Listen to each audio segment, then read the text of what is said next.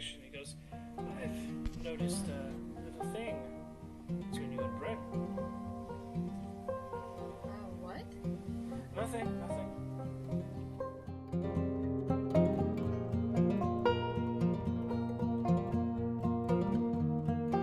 No matter what happens, I want you all to stay together, and I want you to do what you need to do to get out of here. Don't worry about me. Help as you can if you can. But mostly worry about yourselves, okay? I'm not leaving you alone. You can do this. If anything happens, I want to know that you will be okay. I'll be safe.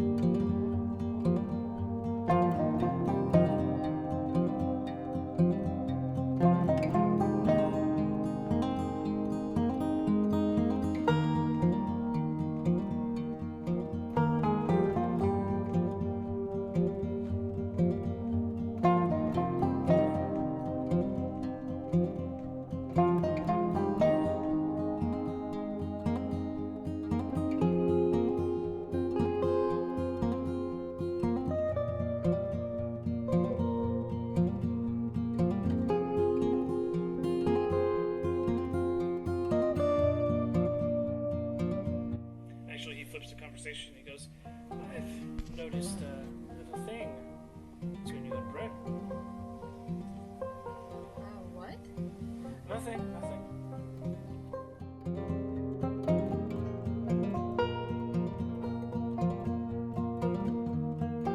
No matter what happens, I want you all to stay together, and I want you to do what you need to do to get out of here. Don't worry about me. Help as you can if you can. But mostly worry about yourselves, okay? I'm not leaving you alone. You can do this. If anything happens, I want to know that you will be okay. I'll be safe.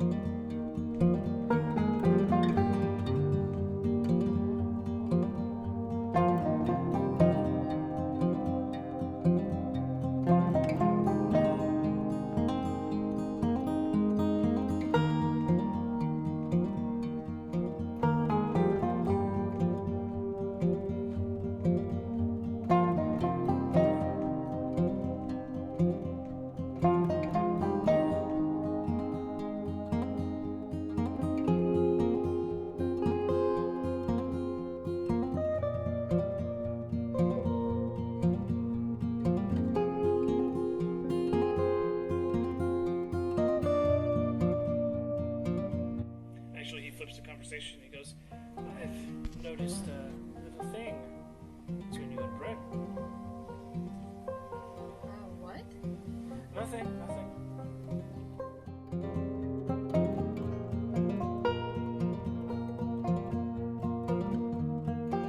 No matter what happens, I want you all to stay together, and I want you to do what you need to do to get out of here. Don't worry about me. Help as you can if you can. But mostly worry about yourselves, okay? I'm not leaving you alone. You can do this. If anything happens, I want to know that you will be okay. I'll be safe.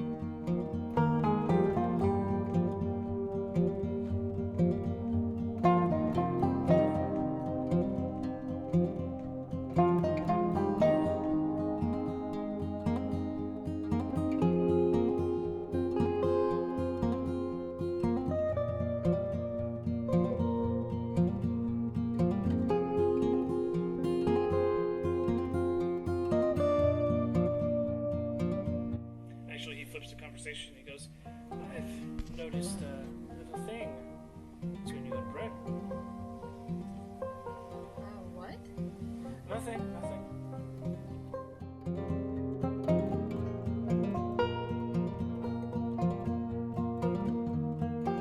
No matter what happens, I want you all to stay together, and I want you to do what you need to do to get out of here.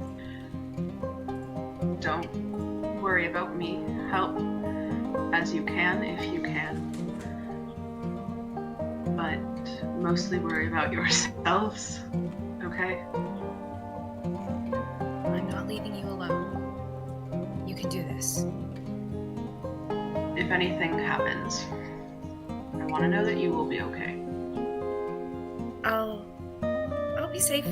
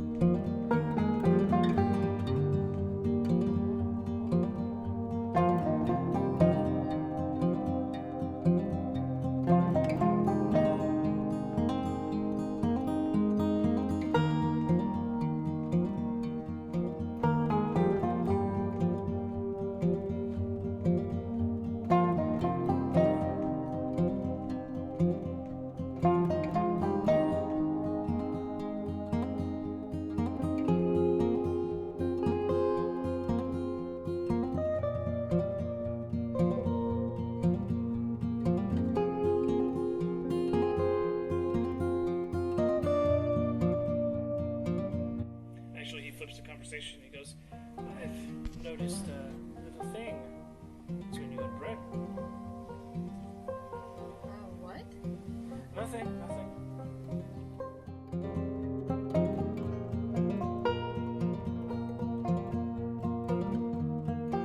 No matter what happens, I want you all to stay together, and I want you to do what you need to do to get out of here.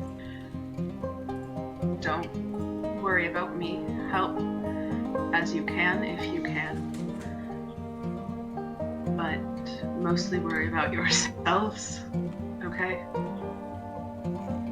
I'm not leaving you alone. You can do this. If anything happens, I want to know that you will be okay.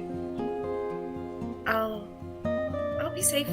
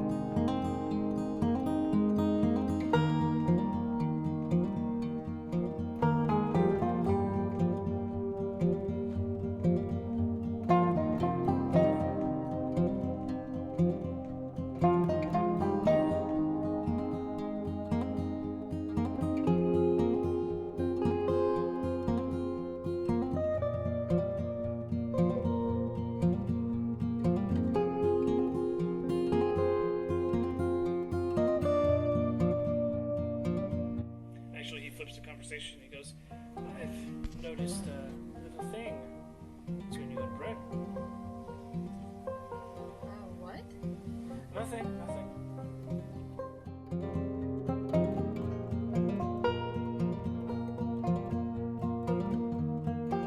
No matter what happens, I want you all to stay together, and I want you to do what you need to do to get out of here. Don't worry about me. Help as you can if you can. But mostly worry about yourselves, okay? I'm not leaving you alone. You can do this. If anything happens, I want to know that you will be okay. I'll be safe.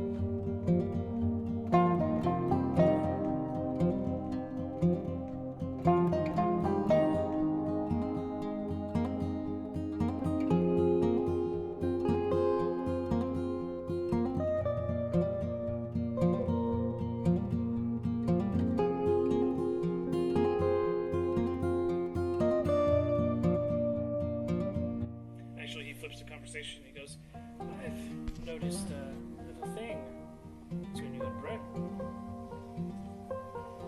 What? Nothing.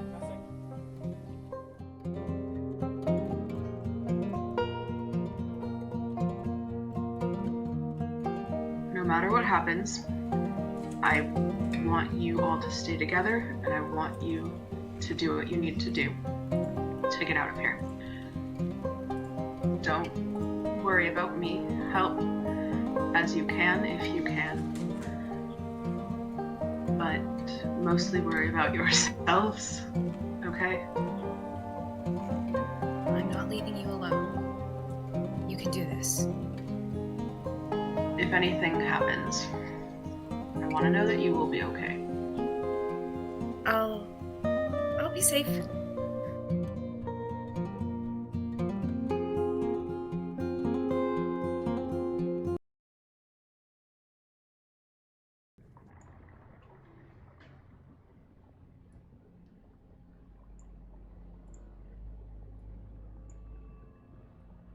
Are you eating popcorn?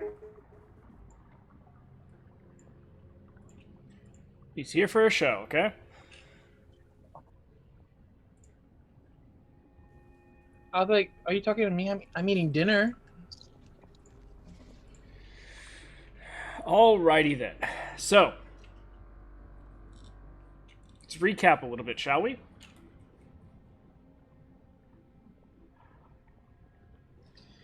I would normally recap a bit more, going back a bit further, but I feel that not too many things stood out from last session, quite like maybe like the last 15 minutes. So, yada yada yada. You guys were in the area in front of Death Island. The boat pulled away from the portal entrance. You guys went on little boats. Well, your bird, your Goliath, and your Valkyrie went on a little boat and traveled to the nearest island, while Kazariak, the halfling girl, and the ballast mate went off to the leftmost island. Once on land, you guys immediately split up, as you do, and Racha went scouring different places, while Bryn and Amric decided to try the front door. Decently successful. Going inside, grabbing a drink, getting a curious eye and curious verbal battle with the person pouring the drinks, leading to Amric sitting down at a table of one of the games, realizing the buy-in was just a bit too pricey for him, so sat down at another table to possibly blend in. Bryn divvying out some gold towards him, and buy-in happened. Cards went, a couple rounds passed, and before they were completely broke, Amric decided to walk away.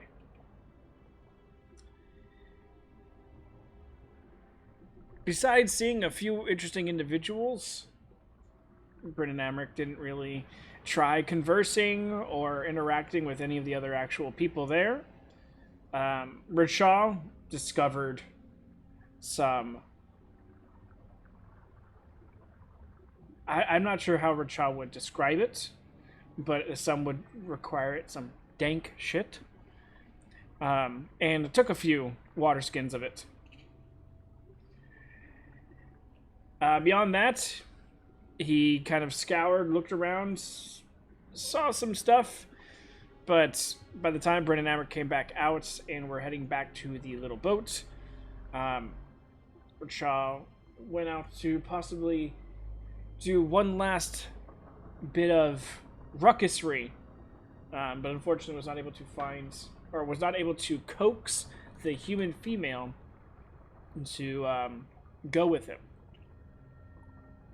So, bygones be bygones be bygones. There we go. That's not how it goes.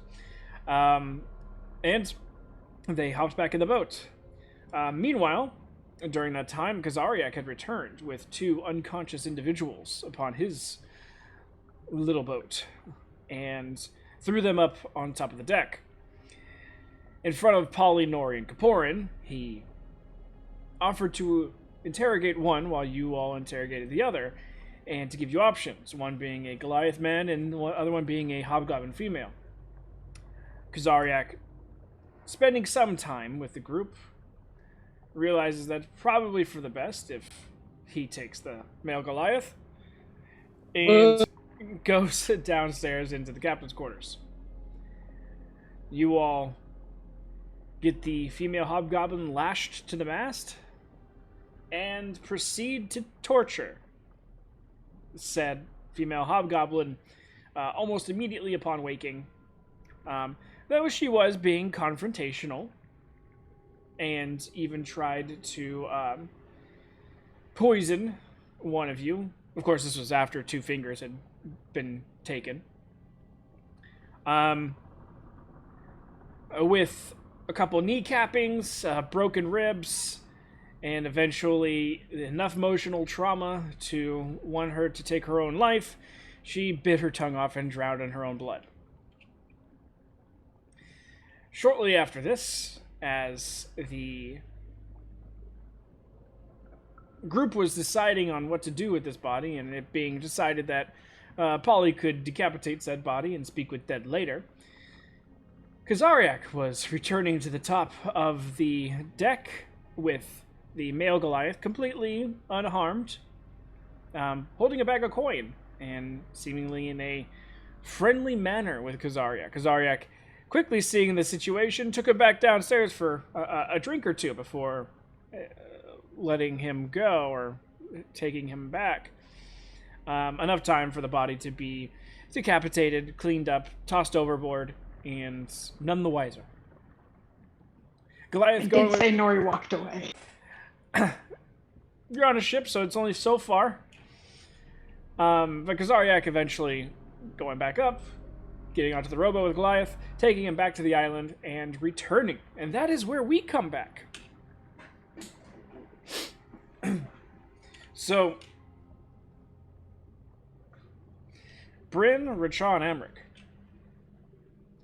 as you guys are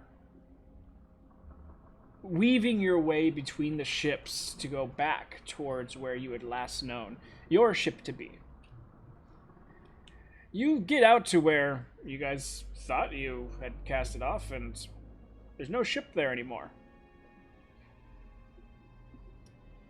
Go ahead and all 3 of you give me perception checks.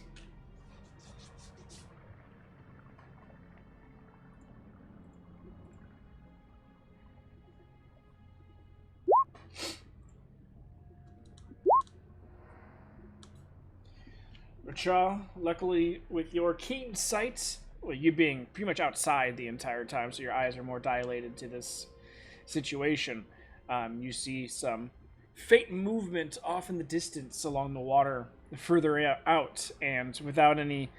Most of the ships that are docked that have people on them have their lanterns lit, so you're guessing that this is probably your guys' ship trying to keep a low profile. So, you guys start to row in that direction until you see this faint purple light just slowly gliding across the water. Not slowly, it's got some decent speed to it, but just a few feet above the water surface, and it's just going directly towards the place that Racha is pointing out to where the ship is. Eventually it reaches the ship, and then it goes dark once more as you guys start to pull up closer. Polly, Kaporin, and Nori. Polly, you have secured the head of the hobgoblin, wrapped it up, and probably dunked it in the seawater a few times to get out all the gunk, the brains and all the stuff that might start leaking everywhere.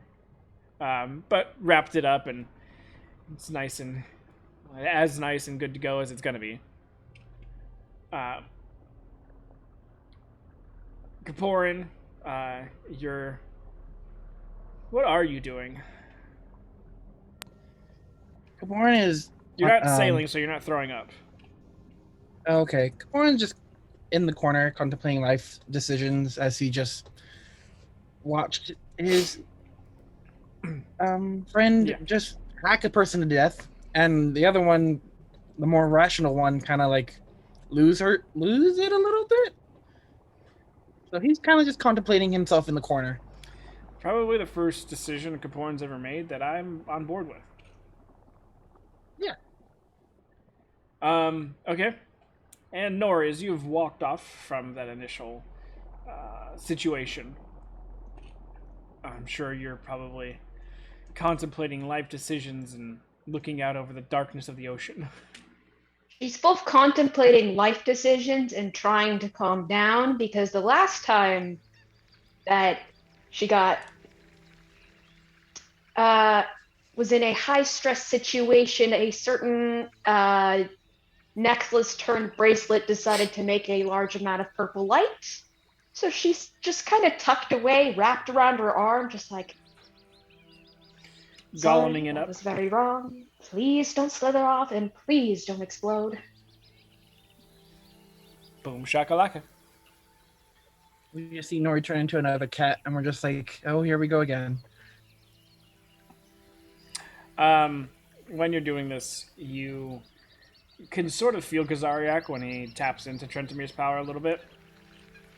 So, not only is the faint purple light a giveaway, but also you can kind of track him as well, and you know there's a conversation coming as you see that little light just working its way towards the ship. The longest, 45 seconds ever. Probably have only dealt with this type of dread a few times in your life. And then you feel the little as the rowboat hits the side of the boat, and then you can hear the climbing of the rope ladder on the side. Until you see the half Triton, half Goliath Kazariak clamber over the side. Feet planted on the deck. Him look around. His crew is silent, not asking him any questions. They are pulling up the rowboat currently, and he's not looking for any of them. He feels you, Nori, because of the connection. Kind of gets to a point where he's in between you and Caporan. So, what the fuck?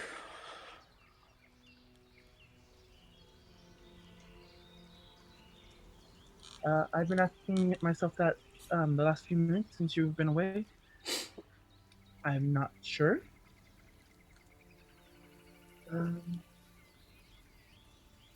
Yeah. Come here, Caporan. Oh Lord. Warren just picks himself up and it's just like, oh God, don't touch me, don't touch me, don't touch me, don't hurt me, don't hurt me. Though you being a tall boy, he's a little bit taller than you are. So it's an immediate kind of throwback to being scolded like a child, which, when you were really young, was the only time your mother was ever taller than you. Warren kind of just sulks over. It's like, yes, Kazariak. He kind of just leans in real close, and at first you're like, is he gonna kiss me? And so you're kind of like, oh shit, did I brush my teeth? I don't know. Like 2 weeks ago. I don't know, is it good now? And then he kind of just... Well, you haven't been drinking, so how do you not know? As he kind of just, one finger on your chest pushes you back. You want me to throw up on him? Okay.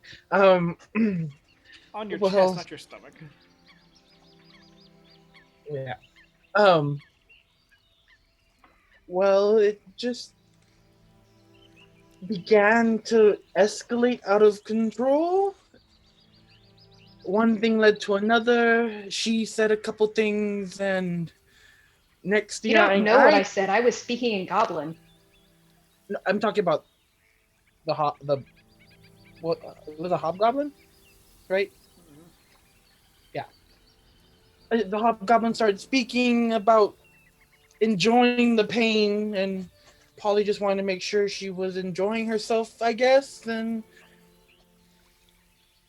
the next thing I knew, Nori said a few things in what I assumed to be goblin. I don't know. It horrific to my ears, I think. But um, yeah. And then you came up, and she was dead.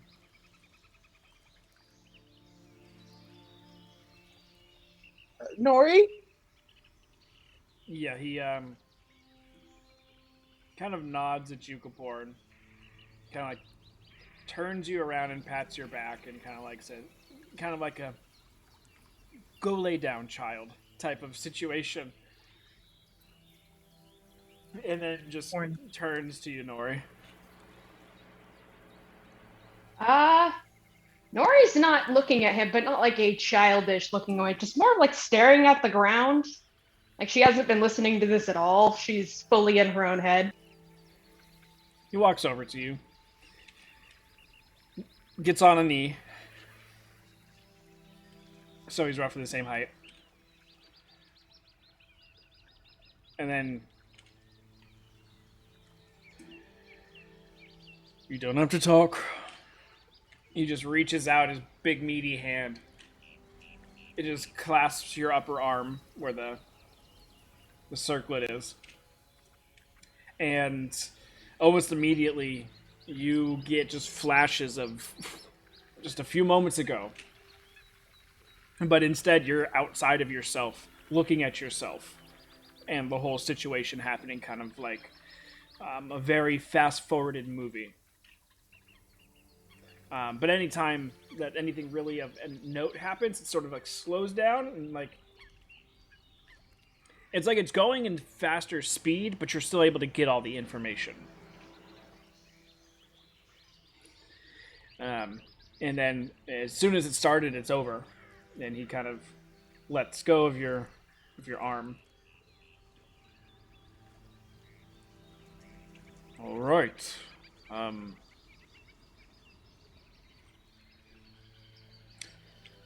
Paula, you can see this going on, and since Nori's not like directly looking at him, she doesn't see it. But you kind of see Kazariak like not sure what to do with his hands. Like he wants to give her comfort, but knows she needs to deal with it on her own, and it's not his place. So he's kind of like, and she's not one of his crew, so he can't just be like, "Yo, fucking get over it." Like he's kind of like this. We have a connection, but our connection's fucking twisted in the fact that, like, if I gave you a hug, my gem would try to eat you. So, like, it's this weird, like, pantomiming situation behind her where he's not sure what to do with his hands until eventually he just pats her on the head. I think we need to talk, and she needs somebody else. Warren just kind of goes over there with whatever cloth, like I'm sure he pulls out his jacket and just lays it over her and just kind of like little Nori in giant Kaporn's arms kind of holds her. Kaporn is EMTing Nori. Traumatic situation. Here's a blanket. Exactly. Here's Nori's comfort blanket, and kind of puts Belladonna in Nori's lap. It's just like, here you go. All right. Polly, is it right? It is. Takes a while for new names to really sink in. Mm-hmm. So did you get any useful information? She was a bitch.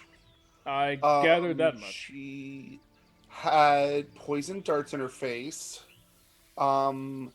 She was into bondage and S&M.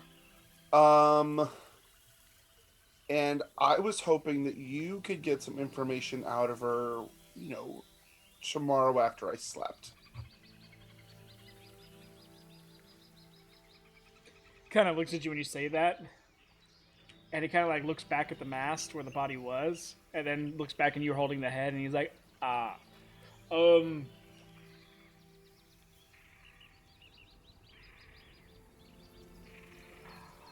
I mean, I've got a decent amount of information from the Goliath that I talked to. So, maybe when the rest of the group's here, we can figure out what we know, and if we need to know more, we can. He kind of like pokes the eyeball of the hobgoblin, and it kind of like since there's no brains or anything to really like keep it in anymore, it just gets poked into the crevice of the head, and then just falls out on the deck. I kind of kick it over the side of the ship real quick. Yeah. Let's try and save that one to the last resort. Oh, But- for sure. Yeah, I haven't even. I need to, it's been like 20 hours since we've been awake, and we've fought a lot of things and been a lot of places and done a lot of stuff. And, sleep would be real nice right about now. I'm a little tired, and I can probably say the same for the rest of our group. Understandable. Well, nothing's stopping you from sleeping here. Well, I mean, nothing anymore. Took care I of that guess. one. I mean, when you bring people up to interrogate, it's really hard to sleep through that. Well, not much interrogating happened, did it? I mean, we asked her questions and stuff. She just wasn't very willing to answer. No. There he goes again. I swear he's got autism or something. Just starts He's a good randomly guy. singing in the middle of the night.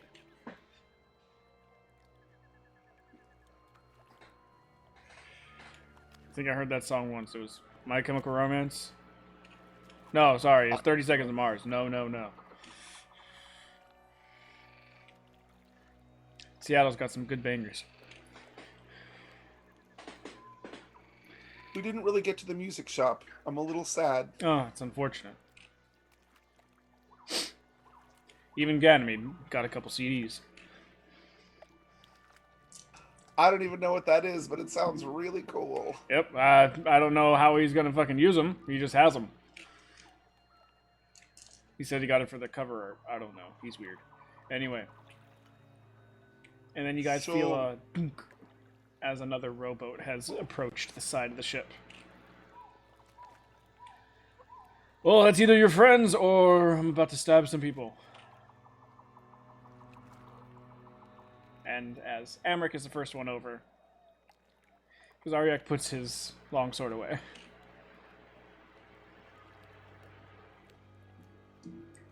Any luck? Not much. Is there still a shit ton of blood on the deck? No, that from- got all cleaned up, so when the Goliath left, he wouldn't be suspicious. I mean, you may have gotten hit in the head by an eyeball. No. He tried to kick it off, and it got stuck on the side, and so he squished it as he stepped up.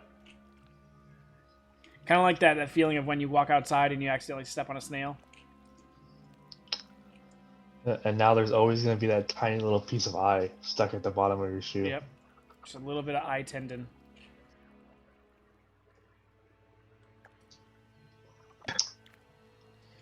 We learned a little bit about the island, but not too much. This is when you're coming up, Amric and Rochaw.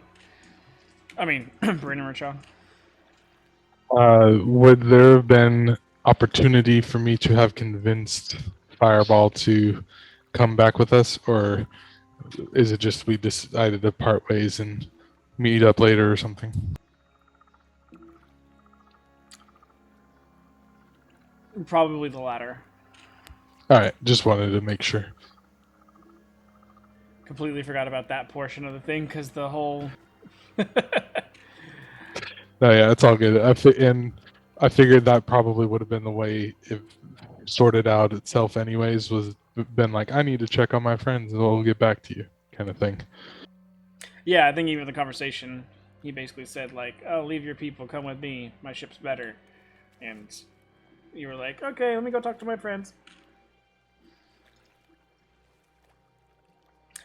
So you're all on deck now. Nori and Kaporin are huddled over next to each other, off into the corner. Somewhat on par.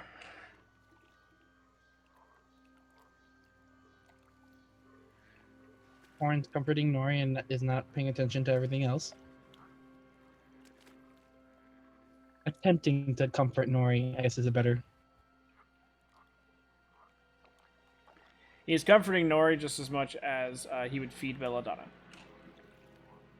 Take this comfort. Feel Forcible better comfort. now. You will feel better. Well, how about we all go below deck and converse and see where we're at?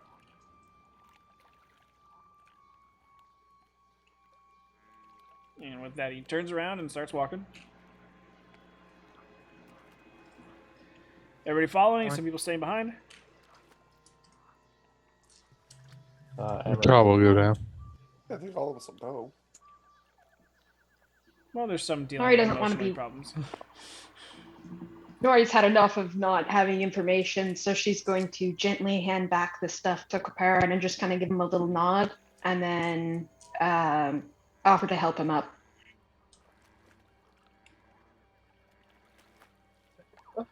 Thank you. Warren will follow.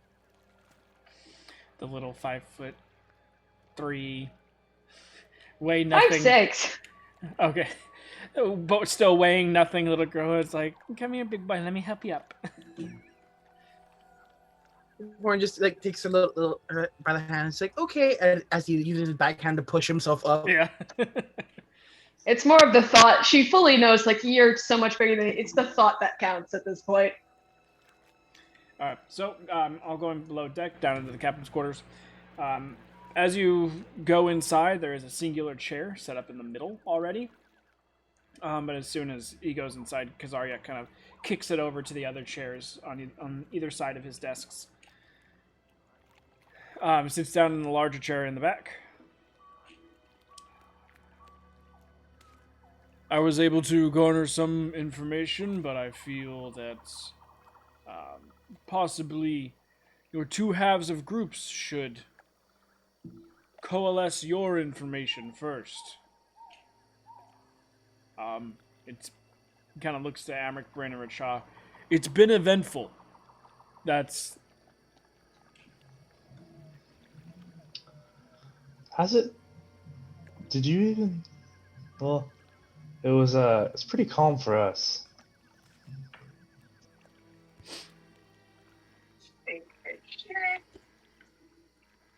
Same. Nothing really happened up here. We were just kind of, talking to one of the prisoners, and then she left.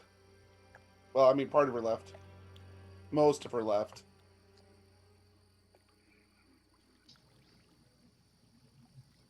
I'd you point to sure? himself and 'Cause- go, there are dead bodies up there. Yeah, I'm kind of getting mixed messages right now.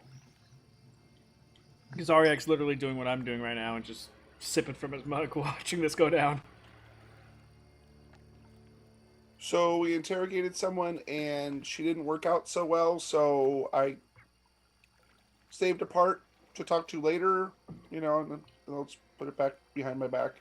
And, if all else fails, maybe.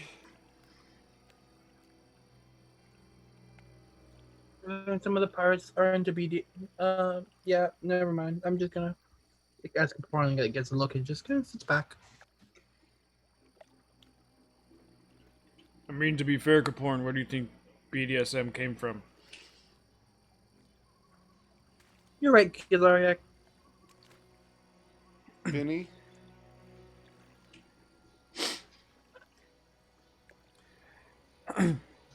Well, to clarify in a way that I came back. I had two prisoners with me. I left one prisoner up with your compatriots here to interrogate. While I interrogated the other, I was able to strike a deal with my prisoner. paid him handsomely. He gave me pretty much all the information he had available. And as I went up, the other prisoner was mutilated and dead. They got rid of the body. I took my new friend back to the island. I came back. And how was your guys' trip to the island? We found a gambling hall. Seems like How's- that island is mostly for their pleasure. Yeah, there were only 4 buildings on it from what we found. One was for gambling. A lot of people having sex. So I'm guessing the other was some sort of brothel. You have to No, check with the got it. master for prices. I'm gonna say that confirmed it. Well, to be fair, this is literally a pirate home. So that probably just sounds like every other building that's going to be here. You're not going to find businesses set up here trying to sell food and wares. Only things you're gonna find here is gambling, sex, and killing. Thought the Chow will whole hold Death up his Island thing wines. would have told you that. Richard will hold up his wineskin and go, "That'll really fuck some shit up." The bird's on the right page.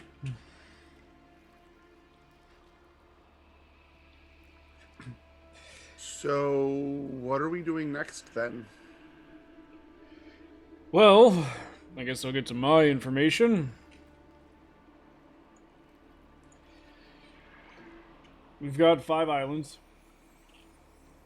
Middle island is known as Death Island, the large one.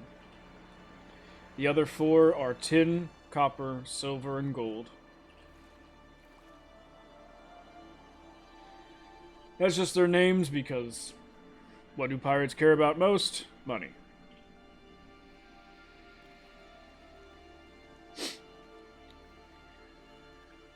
As far as any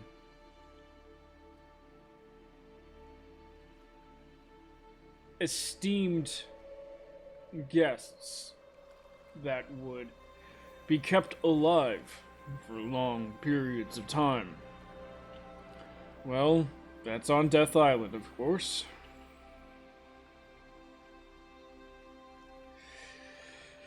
And with what our new friend had told me, sounds like it's going to be underneath the Commandant's house. There is no specific hierarchy of pirate here, but there are a council.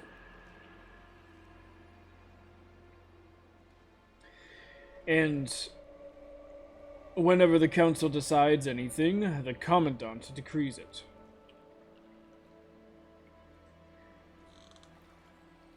His house, and he points over to Death Island, is in the left eye socket.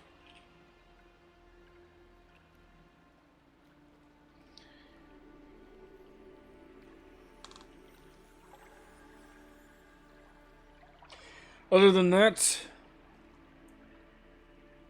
the portal to get back is a bit finicky, but I was able to get some information about it, so I think we should be able to leave without a problem. How many people are on the council? Doesn't know, he said a dozen or so.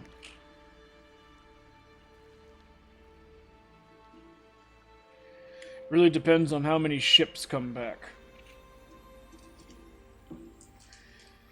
Their numbers wane and grow.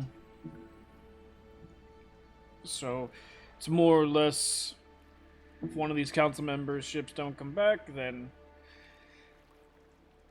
it's up to other ships to rise to a rank to create a council member and then take the spot. If not, then the council stays smaller.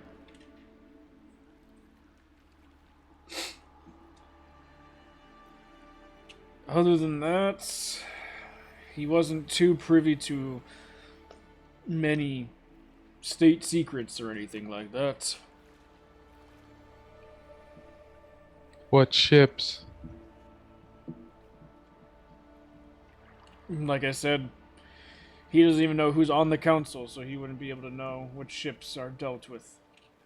But I can almost guarantee that those 3 man o' wars are probably council members.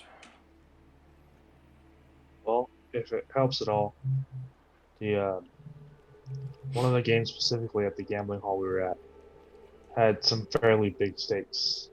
If we were going to find any of the council members without going to Dead Island, I'd say it'd probably be there. What kind of stakes are we talking about? Or ships being traded? Mithril. Oh. You gotta understand where you're at now. Mithril for pirates is nice, but in this area of the world, this is where mithril is mined. And some dwarven ships do get sunk. No, Duergar ships, sorry, not dwarven. And if Duergar have ships, then you can bet that they're pretty well off in Duergar standards, and they would probably have decent amounts of mithril on them. Let alone any fair trading of reappropriated items back of general value that would be about the price of a mithril bar. So, though it seems expensive, I wouldn't suggest that just seeing a few mithril would be enough to warrant too much interest in that direction. Yes, it's a decently high stakes game, but hell, you can go to any city in pretty much any different part of Ixian City and find a high stakes game. Doesn't mean that city or town is important. Now, if you find a game where they're betting ships, now you've got yourself a high stakes game, since a ship is their form of income. So, how do we get on this Death Island without attracting too much attention? Well, when I went to my island, I saw that the islands are connected by sandbars, so you could literally go to one of the little islands and walk your way across. There's plenty of foot traffic that are doing that. There's plenty of foot traffic of people doing that, so it's not like it's out of the ordinary. But you said half-elves and dwarves weren't very welcome here. True. So it'd have to be up to either a few of you, unless you guys have some special abilities to alter oneself. As he kind of waves his hand over his chest, and he transforms into just a straight Goliath. Yes, we can't all have a parasite. Symbiote. Most of us do.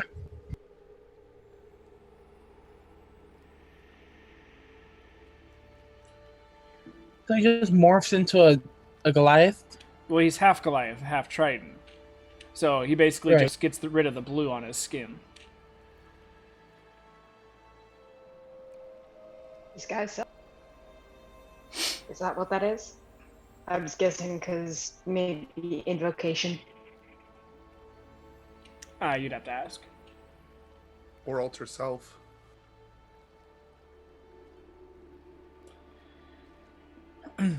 So yeah, unless you guys I mean, you can still do a clandestine operation, but maybe some scouts out there. I've left my true crew on that smaller island to continue to put their face out there and recon as much as they can.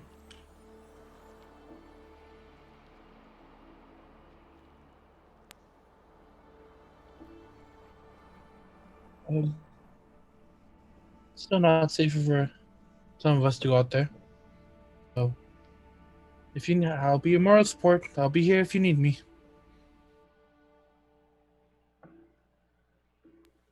Fireball. I don't know what that means. Oh yeah, Rashad, did you end up meeting up with that other Kenku I told you about? No, just said fireball.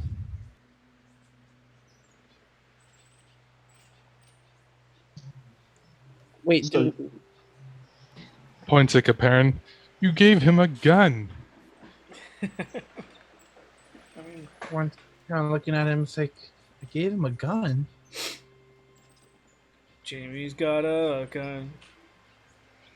That would have been in Nori's voice, and she had said it after you gave him a gun at my Kenku village. I'm just trying to see if Capone would remember giving. History check. Or- With all the bad You choices in life forget that giving a Kaporn... gun. No, it's fair. With all the choices Kaporn has made in his short life, he does remember. Kaporn? Though. Okay, he doesn't. Maybe Kenku.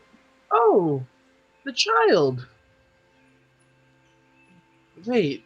Wait, you gave a child a gun? Amric knows what a gun is? Well, he was there for the getting shot by Yeah. Monsieur Kitty Cat. Wants to walk kitty cat, but no one ever said, "Oh, that's a gun." We never identified the item, yeah. So technically, Amric wouldn't know what a gun is. It's a very Is fast it a crossbow. magic gun? I take back my statement then. Oh, To be fair, you were in Seattle, so oh yeah. You know much what a different looking Gatling gun- guns, though. Oh, by the way, Rachawi said that you've probably been delinking some of the ammunition from your Gatling gun and just have probably like a good 60 or so rounds just chilling in your bag of holding. Okay. Not sure what I could do with that, but alright. There's But- not many things Rachad does that you can actually use at some point, so... Is the, can I go into the efficient quiver, or is that not a thing? Yeah, it would be considered small ammunition. Alright, go I ahead, want to Kaporn. say. Go for it. Oh, are you talking about the child, Richard? Why are you bringing him up now? And when did he? What? His name's Fireball all of a sudden? And just nods and then thumbs in the direction of the. I know we're down beneath deck, but thumbs in the direction of the island. Come join us on the.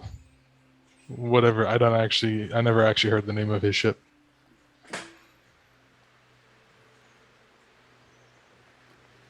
Warren looks over at those. You guys ran into the child on the island? Are you a filthy pirate?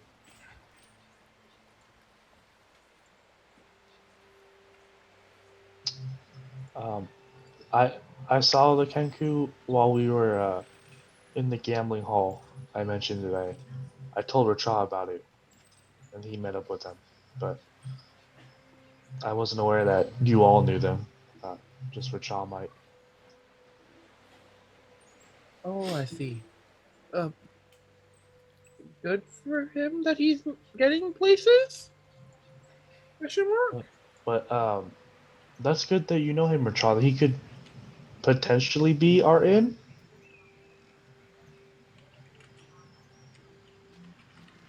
Nori, I need another gun to give the child. Nora gives you a very unamused glance. Did he have a gun on him?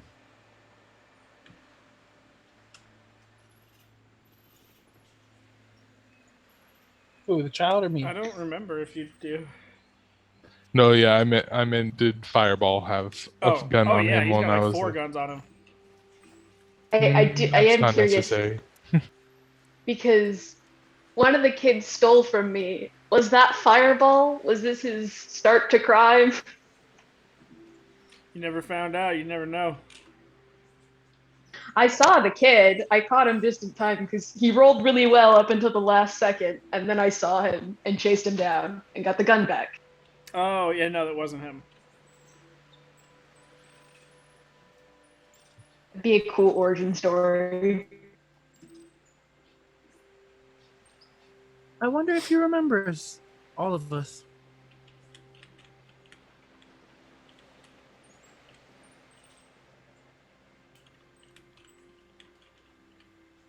I could go talk to him.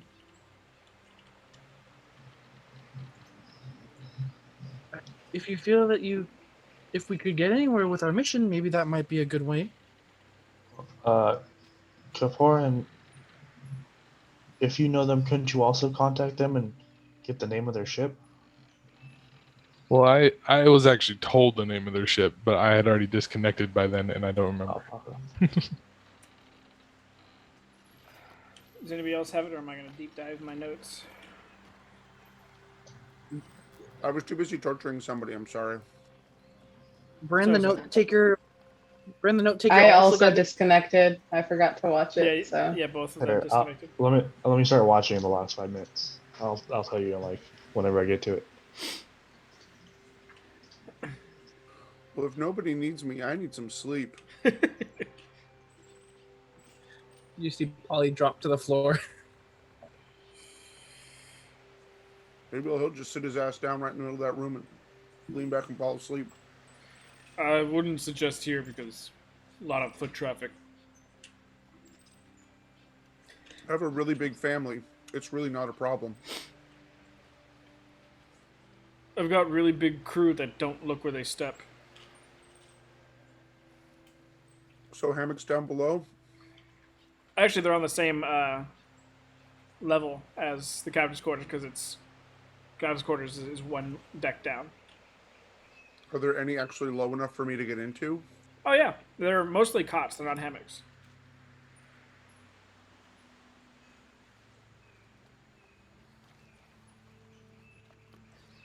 So But it's the same.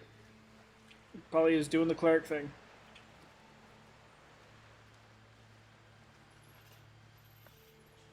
What are you gonna say, Come Kapoor? join you.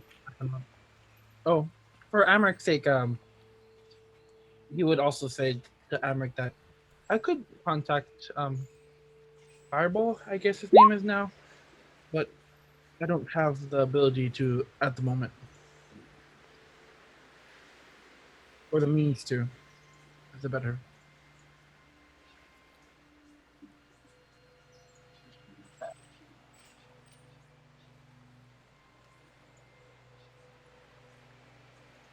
did you say, Ucha, that you were going to meet him?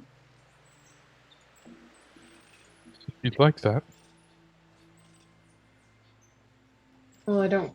If you said you were going to meet him, it might be strange if you don't. The name is the Bleeding Guts, by the way.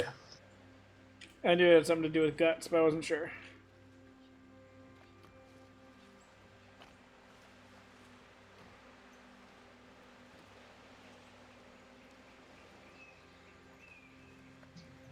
I mean, I it's love an it. option.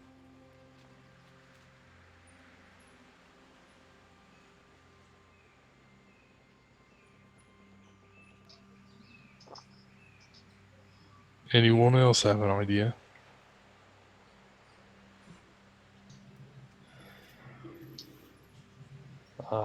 Other than getting a good night's rest before we do anything, not at the moment.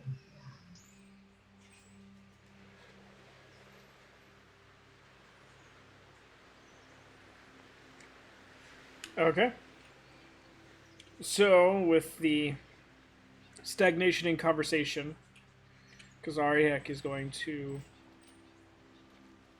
eagerly request you guys figure out your own thing outside of his quarters, as he has to speak with Ganymede on the finer details on how to get out of this area through the portal when the time arrives. So you all get escorted. Ganymede comes up from the ballast to the quarters, and the door gets closed behind him.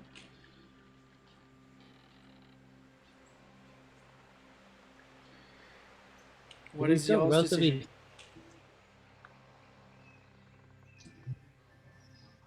Well, we're doing what we do best. Going to sleep.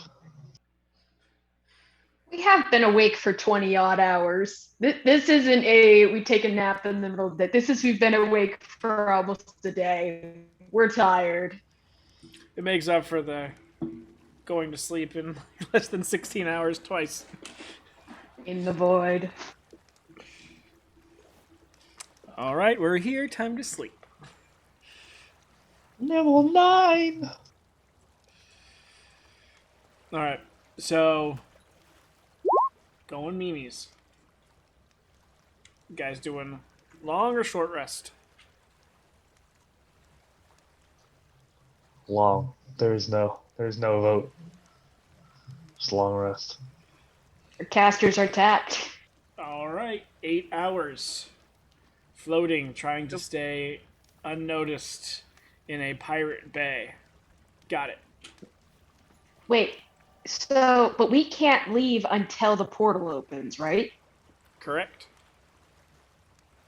And when does that happen?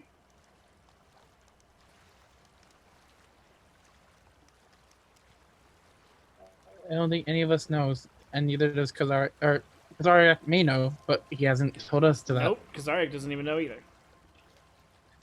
Oh, lovely. Can I actually stay awake for a little longer and talk with Kazariak and Ganymede about while they go to meet? Like try and sit in on their convo, or wait till they're done and then talk to them. And yeah, either or, whichever they would prefer. Yeah, they talk to you afterwards, but during their talk, it's a little bit more private, more proprietary information. Yeah, I'm cool with waiting. But yeah, they open the doors after they're done. Hello. Hello. Hi. I got an idea. Oh, this should be good.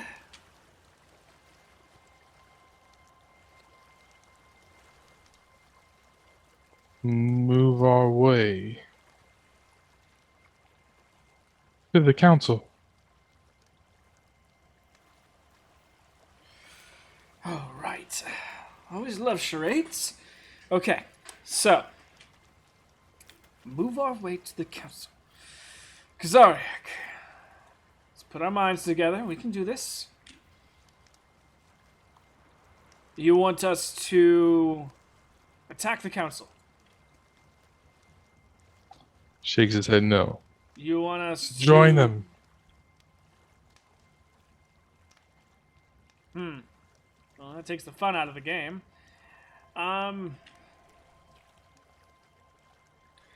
Joining the council would be quite difficult. From what I've interacted with these pirates in the past, pledging fidelity to the pirate code is the first step. Second step is usually having to spill innocent blood. Not a big fan of that one. Third is a successful raid on an established town.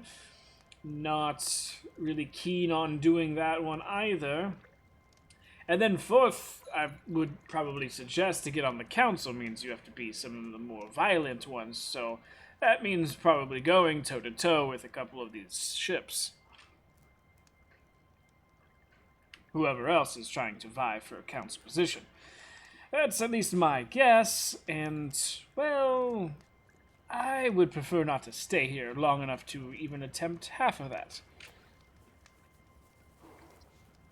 John just sort of like thinks it over and is like points to himself. It's like check, check, check, and then shakes his head no.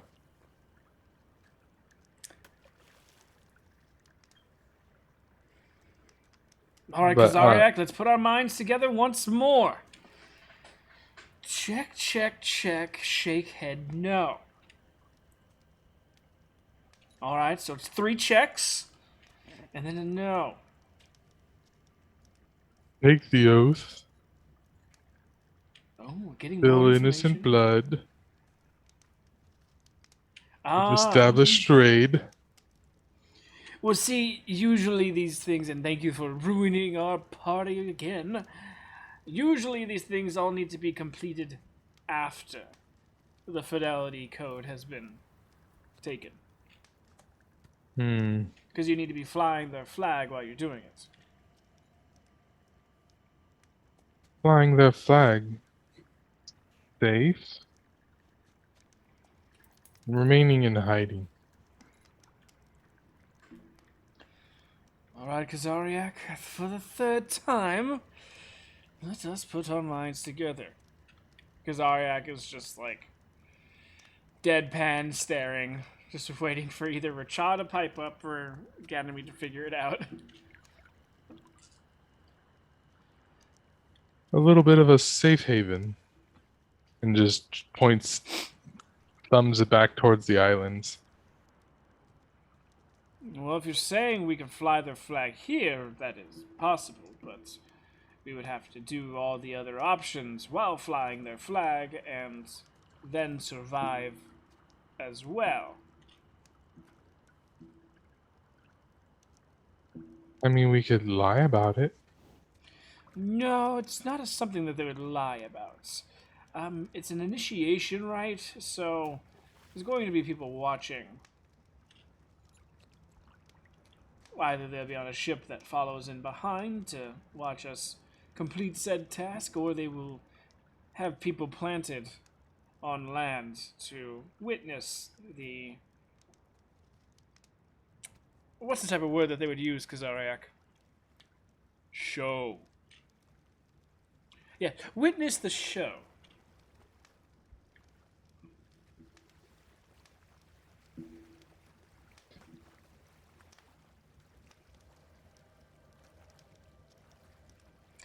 And besides, this whole council business, I don't think is going to be simple as whipping it out and throwing it on the table, if you understand my phraseology. There would probably be some push and pull, and would require us to stay here for a while to even possibly get on the council, if they accepted past actions and appropriate means.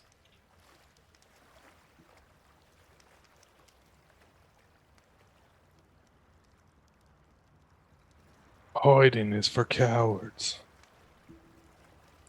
Hiding is for cowards in most regards, but coming from the probably stealthiest person on this ship, it seems to be a mite deviant saying that you would have. But hiding usually also leads to living, and while I don't like to be called a coward, I also like to live just as much. So, John's just nodding. Protect the ship. yes, we need to hide in the darkness, or else we're going to have somewhere above 90 ships all trying to kill us. Or fly the flag.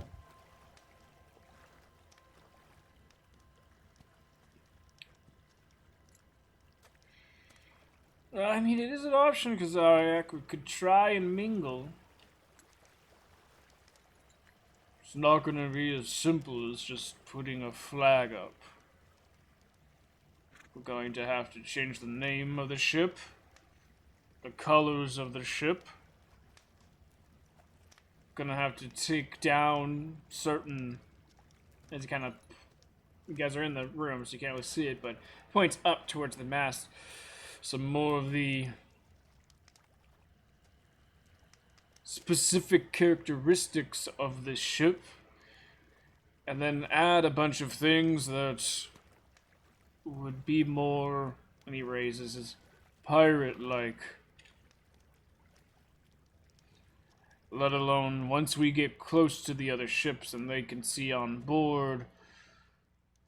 Though we do have some scruffier individuals upon the crew, other crew would be able to see our crew.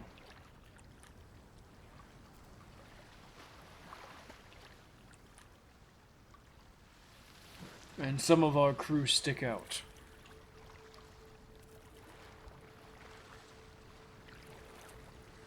I get it.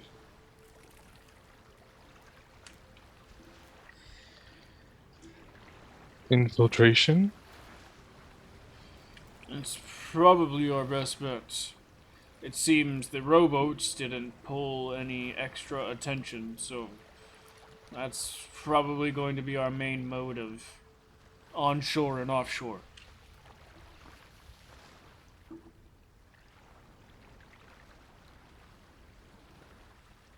How long? Hiding. Until we get the fuck out.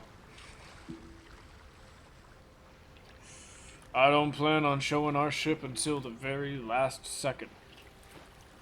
Our ship is a mean son of a bitch, but with some of the weapons that these other ships are packing, though we've got some upgrades, I doubt we'd last very long. So once one ship sees and fires, well,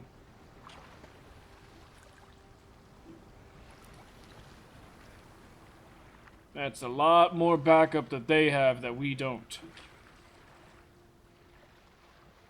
And I don't think you got enough ammo from Seattle. Yeah. He's just rubbing his beard. Strictly individual.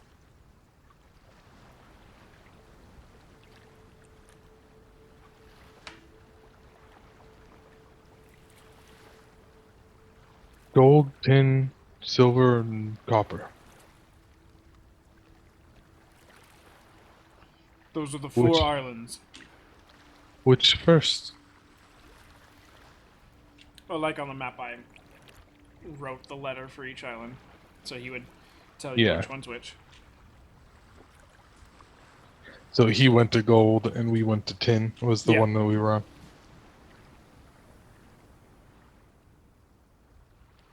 Tin, sex, gambling,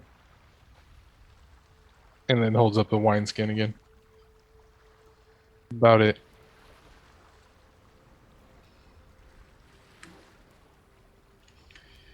Gold pretty much had the same, but a few more buildings than yours did. That's why I said most likely that's all you're gonna find here.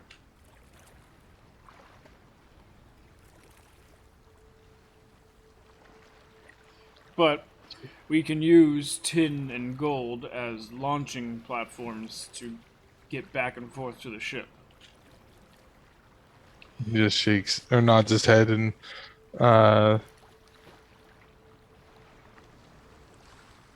what were the I guess I couldn't say them anyways, never mind. It was bloody guts. Bleeding guts.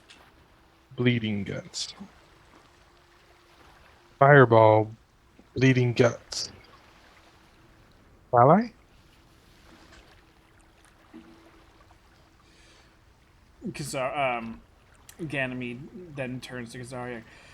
So for a fourth time, we need to put our... No, he told me already. That's a Kenku that I guess is a pirate upon the ship, the Bleeding Guts. You all are no fun. Could possibly be an ally, but if he finds out our ship is here and he's an actual pirate, blood doesn't mean anything out here. It's just the thing that oozes out of you when someone stabs you. Just nods. Kidnap?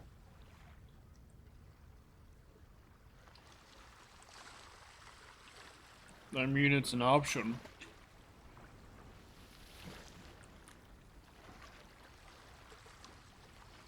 Do you know if this fireball would have any extra information that would be helpful? It'd be stupid to kidnap someone for no new information. Possibly. The bird, though.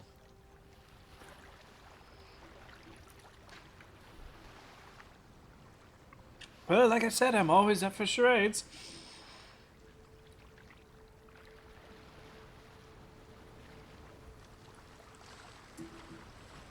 Bring him here. Don't let him leave. You saying that you feel that your bird friend has made an awful choice in this life of piracy and you want to take him away from such cruel and mischievous creatures such as these? Quite. By God, Kazariak, we have a novel. Someone, pen and paper. Be a tale for the ages, Sneaky little bastard. and that will be the title.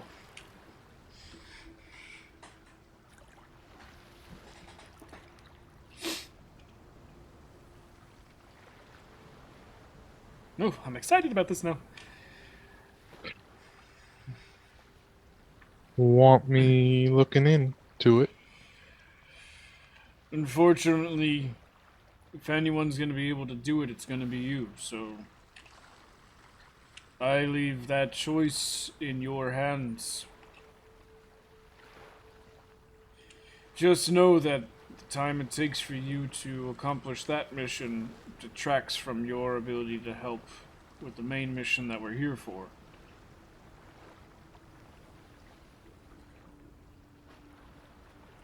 So I'm not sure if you want to do that mission first while your friends are asleep, or do that mission on the way out, because once one crew member has disappeared, there's going to be mild chaos ensuing. Luckily, I've already covered up for the missing hobgoblin.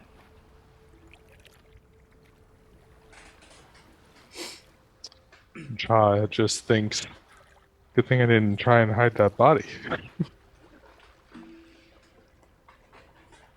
He just looks like he passed out drunk, so we're good.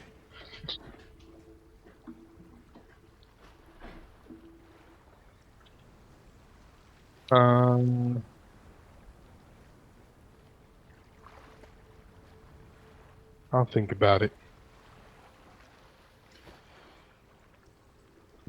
Gold? Anybody special?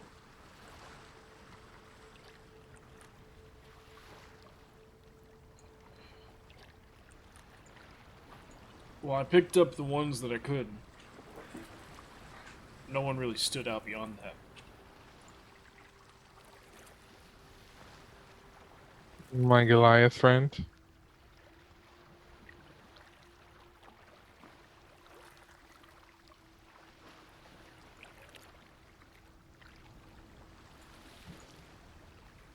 Sorry, the sneezing attack commenced.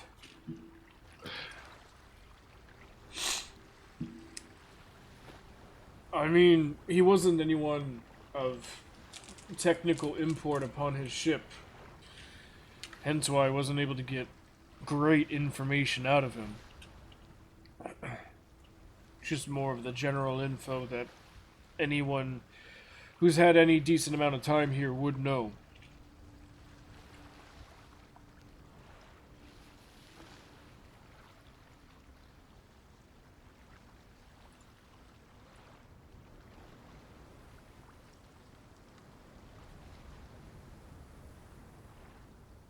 What about the other islands? Well, what about them? Our Goliath friend.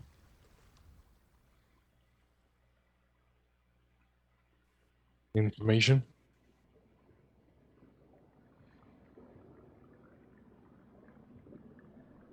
Well, it didn't really ask about the smaller islands. Because he pretty much said that the outer islands are more just a overflow area for when Death Island is too busy and too crowded.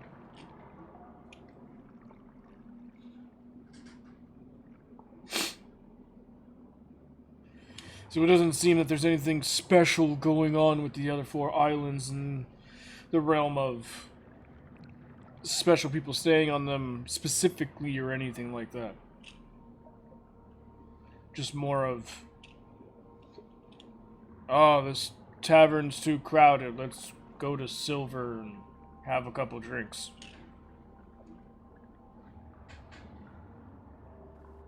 I understand.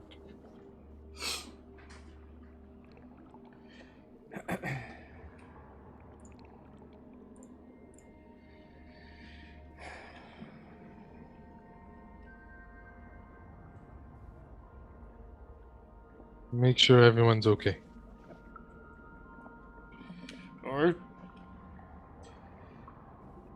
Goodbye. I love you. I love your games. Goodbye, Richard. Next time I will be on my best to decipher your very intoxicating talk. I'm not quite sure the queen needs fucking. Then you haven't met the right queen. And the door closes behind you.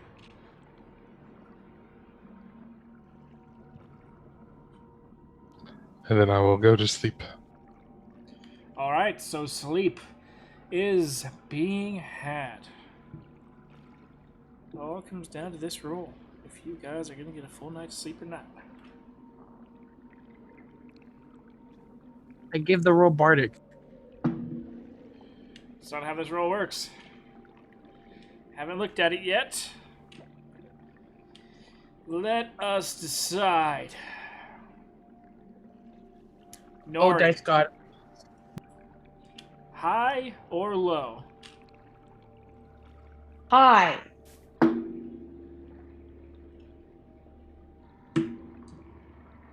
All right.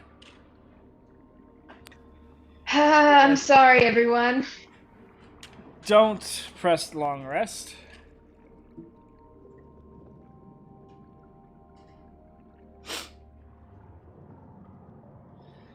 About 5 hours into everyone sleeping.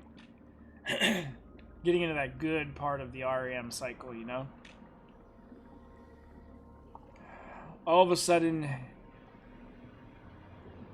a lot of you start to wake up to hands on your shoulders or your arms getting pressed and a whispered voice cutting across between you guys. Wake up, stay quiet. Orange in 5 his more bubble minutes, somewhere. 5 more minutes. Yeah, as soon as Nori's like tapped, she's up and silent. We've been boarded.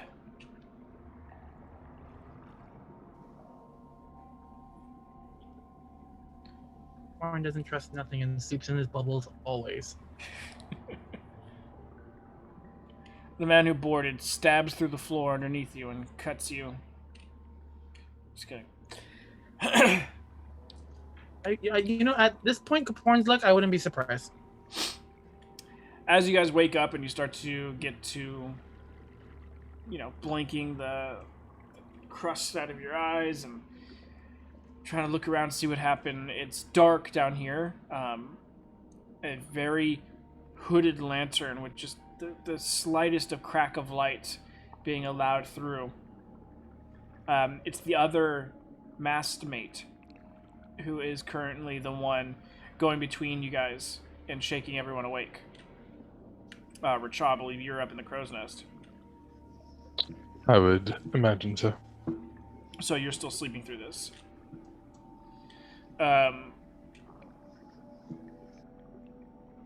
But he tries to keep everyone quiet.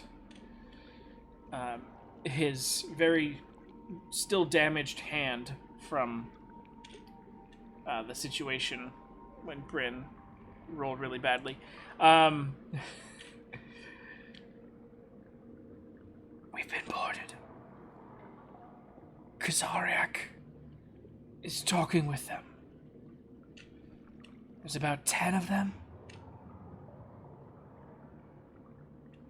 We just need to be ready in case they attack. Come on. And he starts to head towards the base of the stairs. While we're moving, we didn't talk about it, but do you think Caporn and I would have switched back our armors? I'm assuming Bryn borrowed Nori's as well after we got back on board? Or are we sticking with our armor from last session?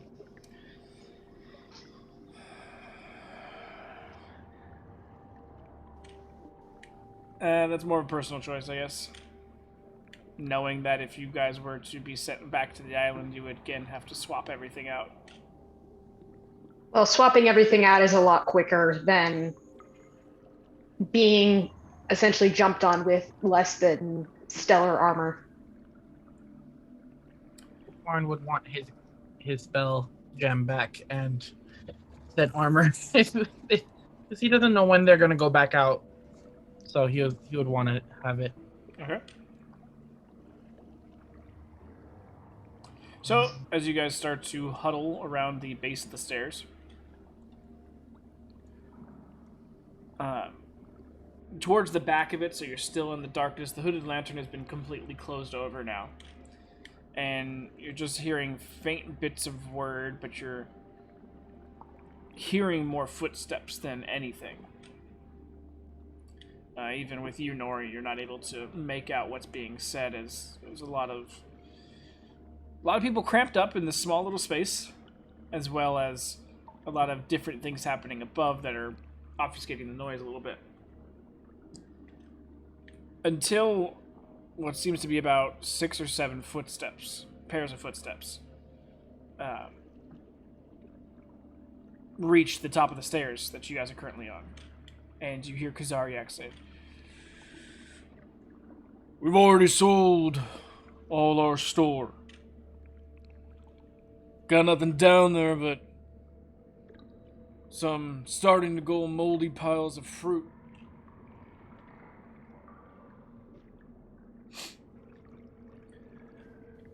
Well, if you don't mind, I think I'd like to see myself. Don't recognize you all. Can't trust what you say. Understandable. You understand, right? Can Nori cast Pass Without Trace? I've got the spell slot for it. Can I do that quietly enough? If you want to risk it, yeah. Would I risk us being found if I am to cast the spell, even whispering? They are, like I said, directly at the top of the stairs, which is technically like right above you, and there is no like trap door blocking it. It's just an open staircase to the top of the deck. If you want, you can try syncing it up to when people are talking to try and cover you, but it is a risk.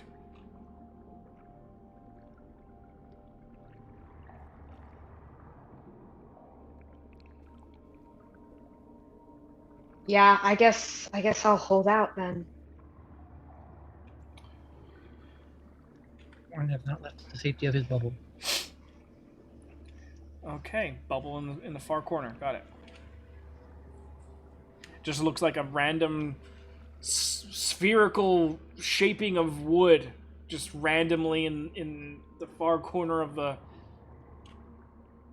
All right, that's gonna change some things. A bubble. Yeah, if he's making it clear, then he's obviously being seen. If he's making it opaque, then he'd want to match it to the wood that's around. But it's a dome. Wood usually isn't in a dome-like fashion, so it just looks like round wood, like It's an coming out interesting halfway tip. off the wall.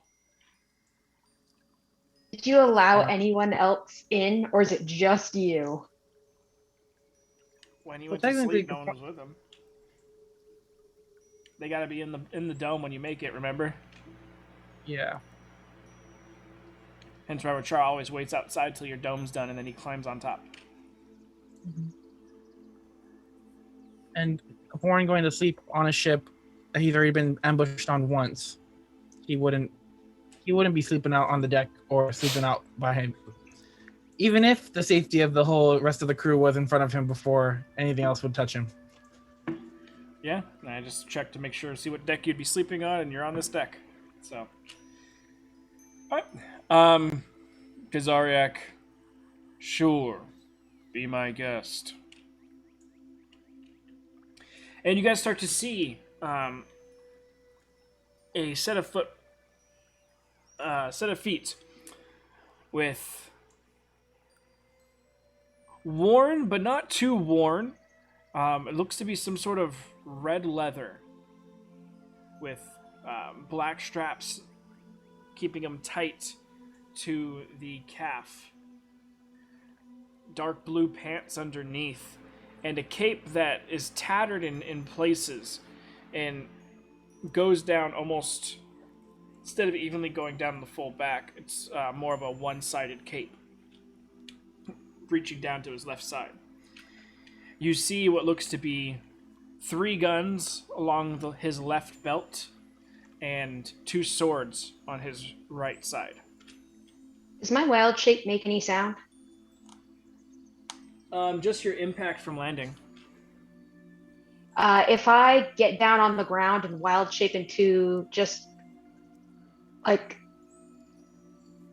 a cat that would be used for mousing, just a really, really generic cat that looks a little scruffy. Yeah, it's fun. Cats land pretty softly. Yeah, so she'll turn into that and then tuck herself underneath something. Because she's aware. I don't want to risk that right now. Where's your purple crystal going to be? Purple crystal gets absorbed into me. Everything does. Yep. Sort of. Not Trenty. Trenty's got to be seen somehow. Because we've had that before. I remember we Not when he was this strong. I guess make it a collar. Okay, easy enough to do. Because I believe last time you were a cat, you had him as a collar. When you were underneath the house at Vaurad's. Yeah, little collar. Okay. So you transform into the cat. You're staying with everyone for now, though, right? All right. So the just like underneath where I wouldn't be an eyeline. Yeah. The man that's walking down, like I said, the dark blue pants, the black tattered cape, 3 guns on one side, 2 swords on the other, dark blue, almost like vest-like thing, whereas he's got a white shirt underneath that. And he's got, which most of you can only first off imagine, be like, damn, Pawn would love that hat. As he's got a very nice, large, kind of comes down to a point, sort of Three Musketeer-esque hat. Feather and all.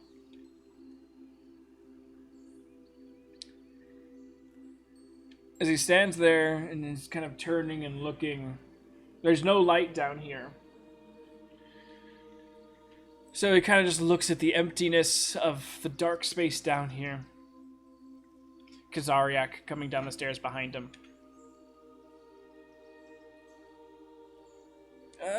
Do you mind illuminating? Sorry, don't have a lantern on me. It's quite alright. And he just kind of starts flicking his hand. And firebolts start to just different pathways down, hitting cots, hitting the sides of the wooden ship, one impacting off the dome.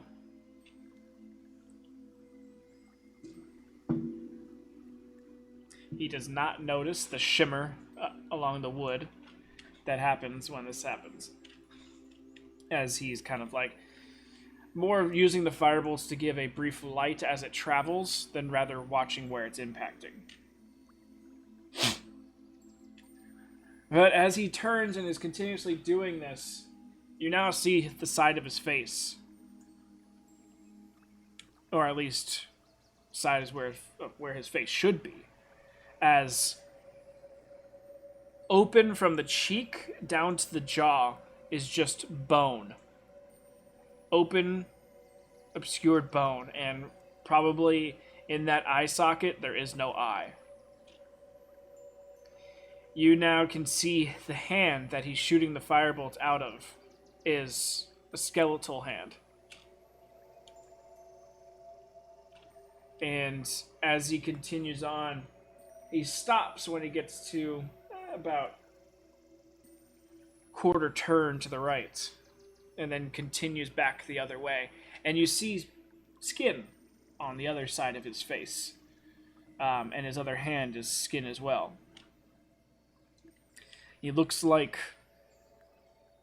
elven at one point, but does not have the pointy ears, so not sure. Skin tone wise, it being this dark, you can't. Doesn't look high elven, but you're not sure what type of elf he was.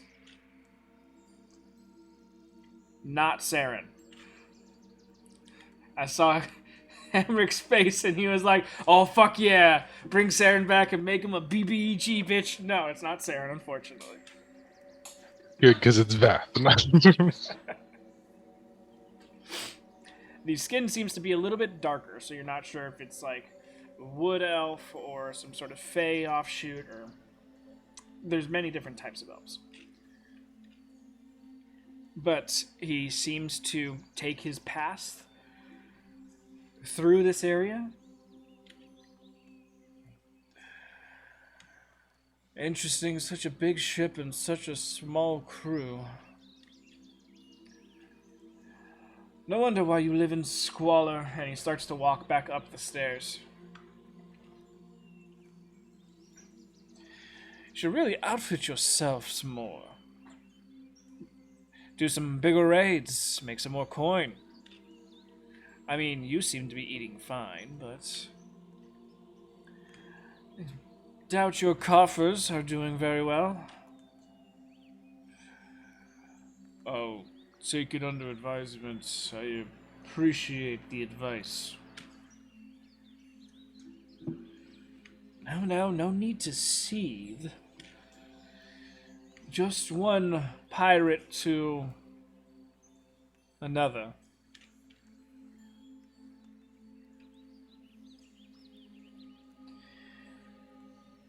Really should get you one of the flags.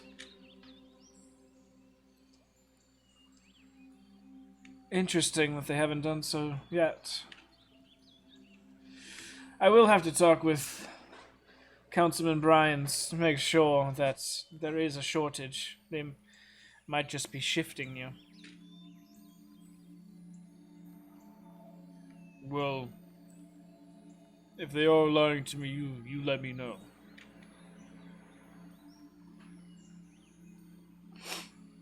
Alright. Alright, boys, let's go. And with that, they finish walking back up the steps, go off the deck, And sigh of relief kind of cascades among the group of you all as Kazariak comes down. The hooded lantern that the other masked mate had is lifted up to illuminate. Kazariak snaps his fingers and some of the ever-burning torches click back on. As Kazariak takes one of Amarik's left-out mugs and just hurtles the fuck out of it towards the dome. The mug just splintering into pieces. The only piece of wood that's really left is just one that says number 5 on it. Yep.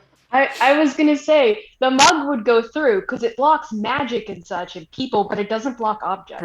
Projectiles. Ale is magical all on its own. It's the Okay, I magic take it back. I'm substance. so sorry. But yeah, no, it's projectiles. The Why number 5? The only thing that can pass through, I think, easily is air. Nori froze. Alright, so the mug shatters upon the outside of the dome. And as you guys are all looking over there, now that it's bright down here, the dome is, though it's camouflaged, is very noticeable in the fact that 6 feet out from the wall is just this rounded ass, all wooden situation that goes over a cot where you can obviously see there should be a cot right there and the wall should just be a straight cut and a straight cut.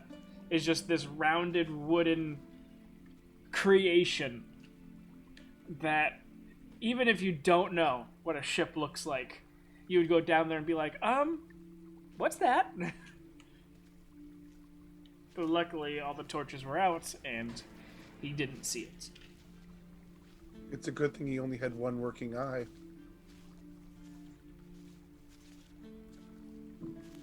Maybe it's because he had true sight and he just saw through it and it didn't register as there. All valid arguments. I can't argue why Kaporn wouldn't have it up because in every case he's been on a ship, he's been attacked. And at this point, he doesn't trust sleeping without it. Well, you're definitely looking at getting attacked again. Yeah, I assume Kazariak's hand's just going to come through the bubble and just strangle the life out of me, so. He's going to let loose Trentamir.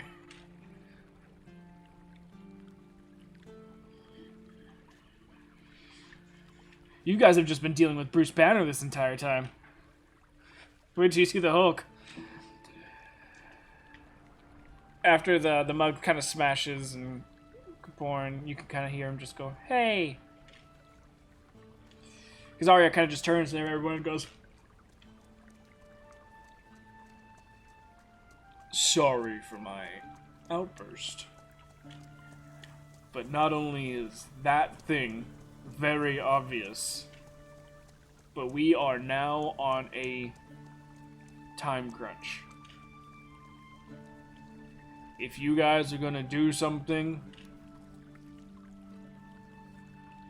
we've got an hour max."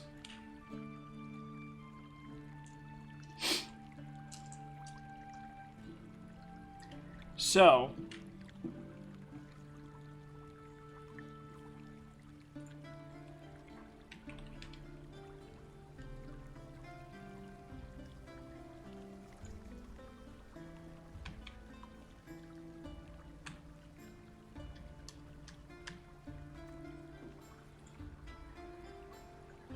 this is where things get fun. Extremely fun. Yeah. You guys have an hour. And I am starting a timer. You're gonna make us have a timer, real life? Bruh. There's been some things that happened, so there's an hour. A lot of things can happen in an hour. And with the magic of this, stuff can happen. And if Obviously, if battle happens, then we'll slow things down. But as far as RPing and going and doing stuff, luckily I can say, you guys can say, okay, we want to boat to Gold Island. I'm not going to take 3 minutes off your things as you guys boat your way over there.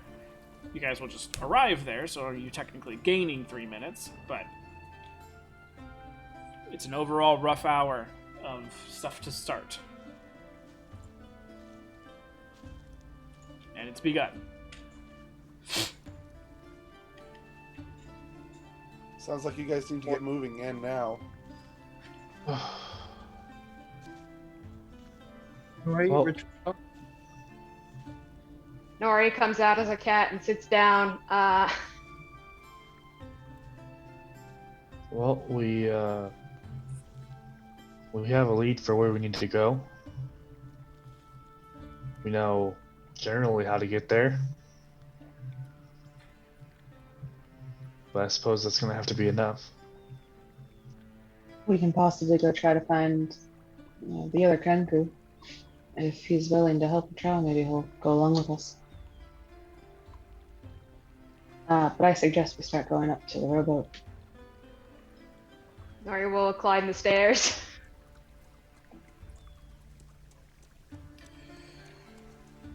To be fair, guys, we all I'm go- not saying that you guys need to do this now. I'm just saying if you all plan on doing anything, now's the time.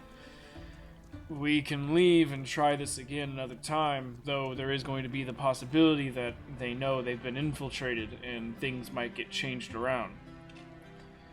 So it's a damned if we do, damned if we don't situation. But we will be ready to go in an hour. It's when the portal opens up next. I already feel like shit for leaving him behind for so long. The fact that if he's still alive, I would hate to leave. Again. Go for it. We'll be here when you get back. Don't worry.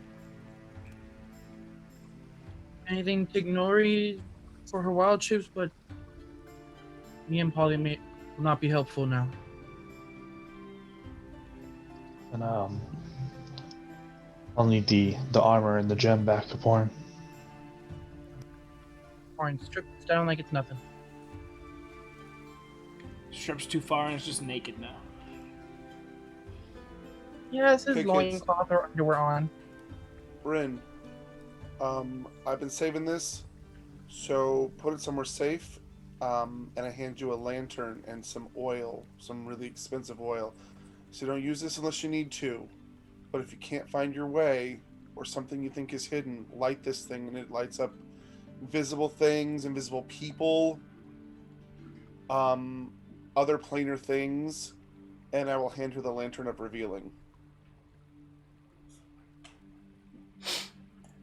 Just go ahead and add that to your inventory.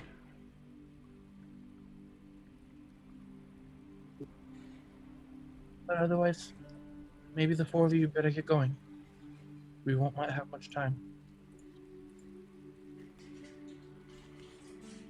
As you say this, you realize that Racha has yet to be woken up and is still in the crow's nest.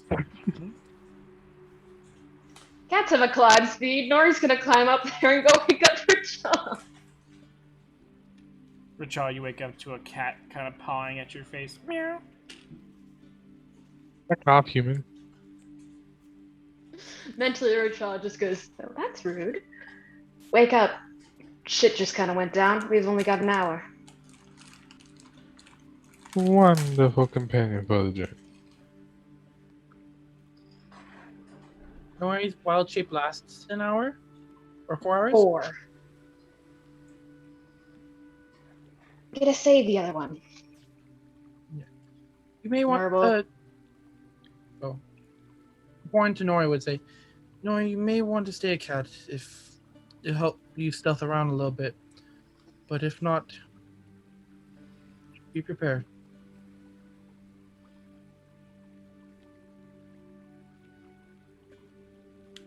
Alright. So, I don't know. Damned if you do, damned if you don't is the correct term. I don't know. I want to go do it, but I want to go get him. But I think it's just, I mean, this is already a suicide mission, basically, but it's really Well- asking for it, going in short. If we go and we fail, and he is still alive, it could put him in more danger. Yeah, but that's exactly why we were here, you guys. We're here to get this guy. Let's go do it. Just do it. I mean, you can talk about it all day long, but we don't have that much time. I understand we don't have a lot of time, but if we're only going in 4 people with what no magic backup that you all have been providing with us other fights, I mean, that's just upping the suicide rate there at this Yeah, the point. problem is that we can't go in because we aren't accepted here like you guys are. We can't hide with everybody else. I mean, it would be pointless for us to even if we were asleep and had all our spells back, we couldn't go with you. But at that point, it's a get in, get out. I mean, if we get him, we don't plan on coming back here. So you going in, who cares at that point, because we're gonna leave right after.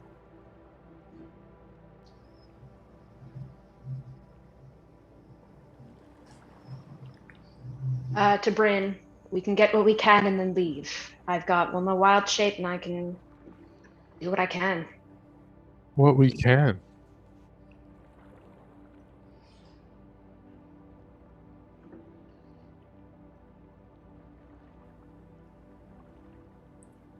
I mean, I think at this point, they don't know who we're with. They don't know, at least we don't think that they know why we're here if they don't think we are pirates, or if they think we're not pirates. We could just be someone else who has an issue with them. Hell, they could think we're the Elven Armada. They have no idea who we are. We're not flying colors of anything. They wouldn't know we're after him if he's alive. But as Kazariak said, they might figure out there's spies amongst them. We still have those 2 crewmates on island, so Yeah, with this time, Kozariak has started running around to the other crewmates. They're getting some stuff together. He's taken one of the 4 rowboats and is heading towards Gold Island.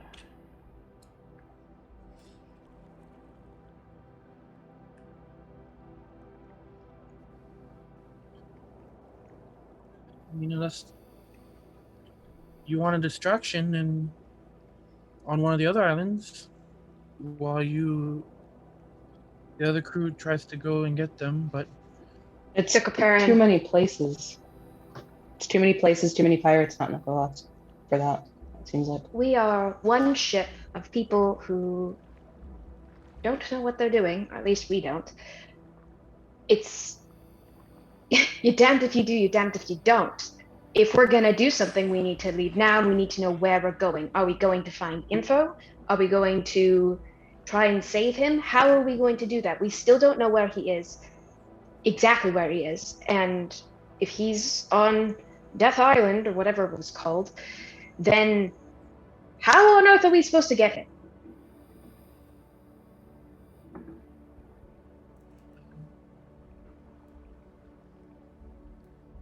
you'd either have to use one of the sandbars or row right up to the island. And then if we get him, how are we getting him back? From there, it would be whatever possible. How big? I don't even know what species or what race he is. Brian? Human. Oh, human.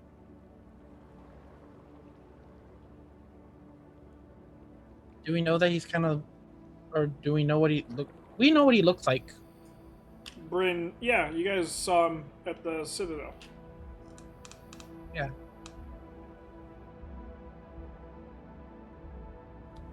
Did I even? I thought it was just Kaparin and Bryn. Well, that's what he was asking. So sort of answering his question.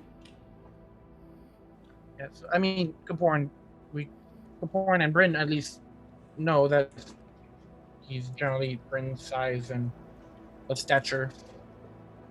Yeah, just a little bit older, human looking. Man, if only someone had sent sending to this general as soon as they got here. What spell did you intend us Yeah, to use? none of us had a spell slot I to know. use sending. Nope. It was more of a if you guys had the spell slot to do it. I mean, Or I it hate to needs a say long it, but nap. the only other option is maybe to leave Racha here and let him get into one of the crews, and then we'd have an insider all our own. But You want to leave Racha behind? I didn't say I wanted to. I said it was an option. No, I don't want to leave him, but he has an inn.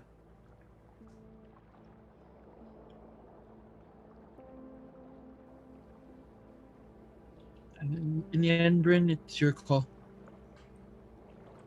He's your commander, and if you want to save him now, we will. Rachab becomes the new BBG. He just becomes corrupted.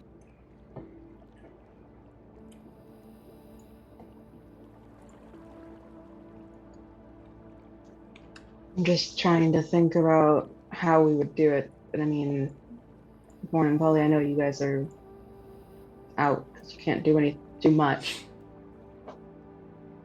But the four of us going in, getting him, it's going to be just go in, swords out.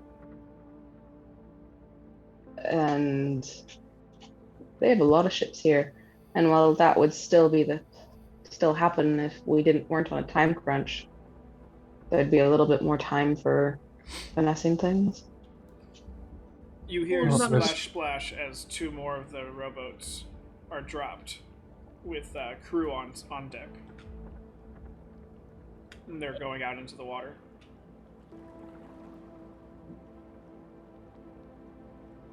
Bryn, it's your mission. Your call.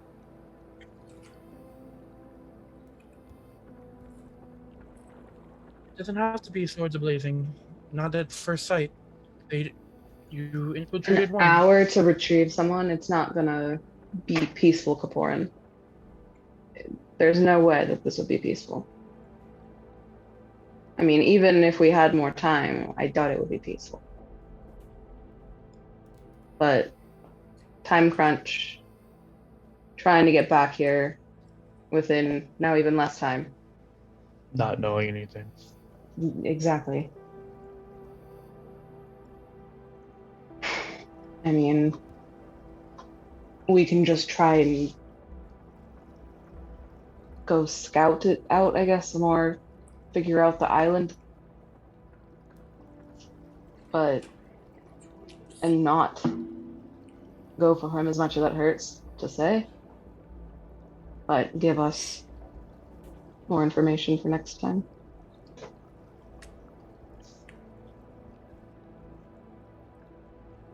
We're not coming completely empty-handed. We have information that we didn't have before. Show me.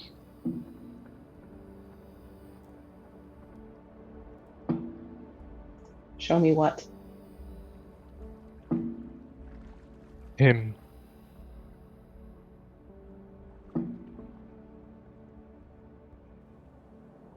Rachar wants to see an image of the commander? Not the commander, the general. Or the general, excuse me. Description. Well, he's a human, Rachar. Or is this information that can be valved?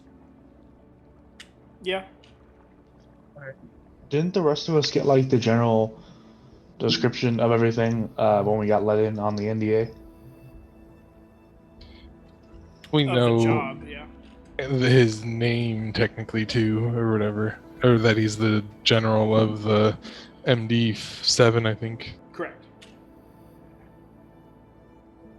One would say he's a human, similar to Bryn in stature, but much older. At this point, he probably is not in his uniform anymore, but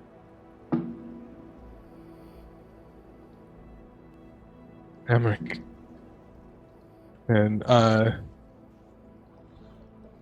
he'll remove the cape and throw it onto Emmerich's shoulder. Make the woofing sound of the Cape of Mount Bank, and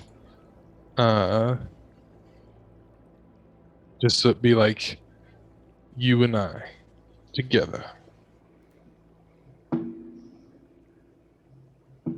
I don't think I can use that. you can. It's not a spell slot. It's just an item that you can use Dimension Door once with a day. Didn't You have to be Nori a rogue. Yeah, Nori found out that you had to be a rogue. So Rachel can take you, but Am I? That was my issue. I'm only a 5-foot person. Yeah, Would yeah. I be able to Emmerich's too teleport big. with a person? Yeah. Yeah, this Montbank one is specific to rogues only. Gotcha. Now you just need If to it's- know if General Rasmussen was a rogue or not.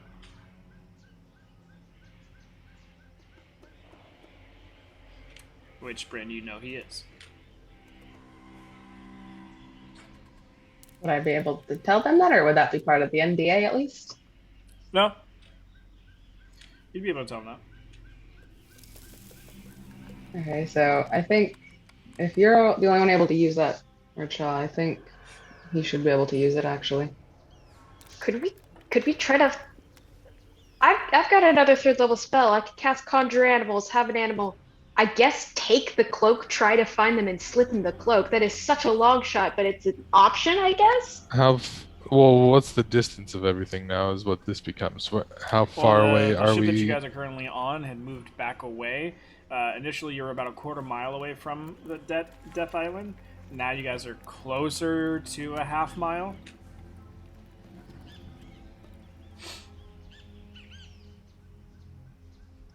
I mean, Even if we could go with that idea, we still need to find him. I just like thumb over to Polly and be like, leave Racha here. I don't want to leave you behind. I mean, Well, I try. Yep, I think get back. I think if any of us could become or infiltrate the pirates, it's probably Richal. If not for Richa, he disappears into dust almost every day. If anyone was to go without it, it'd be him. He would be able to more or less disappear and Some get weird back to us. Phoenix reincarnation that you got going on, Racha.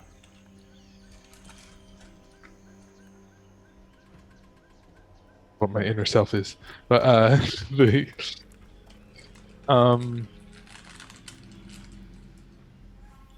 he'll go over to Ganymede, assuming he's still here. Mm-hmm.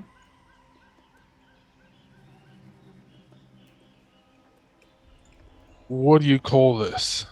And like gestures towards the ship.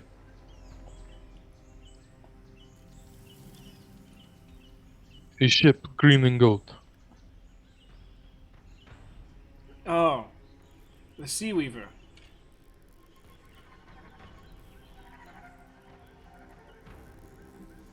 That's the name of the ship. Wow. And After all this time, we finally learned the name.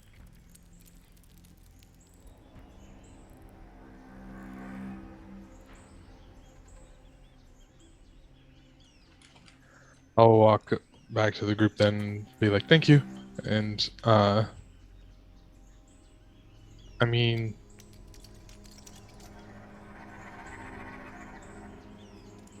I don't mind. I'll try. Failure. Oh well. failure, they'll kill you. They're pirates. I'd like to see him fucking try. I know you're strong, Richard, but we are going into this blind. You'd be going into this blind. Strong. Well, if Rachel can do this and succeed, he will be our best chance of finding who we're looking for.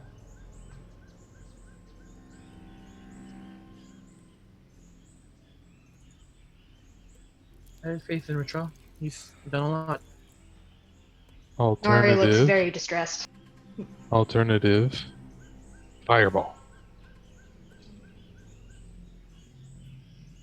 Do you think you could convince him to help us? Or join his crew.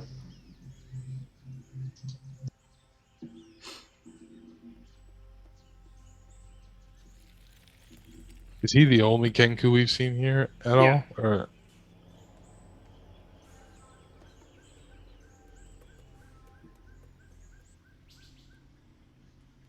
And from what I remember, he liked you, Rachel, right? And he liked corn because you gave him that freaking gun. I'm pretty sure something else. But that might be able to get him on our side enough. backup plan? You leave.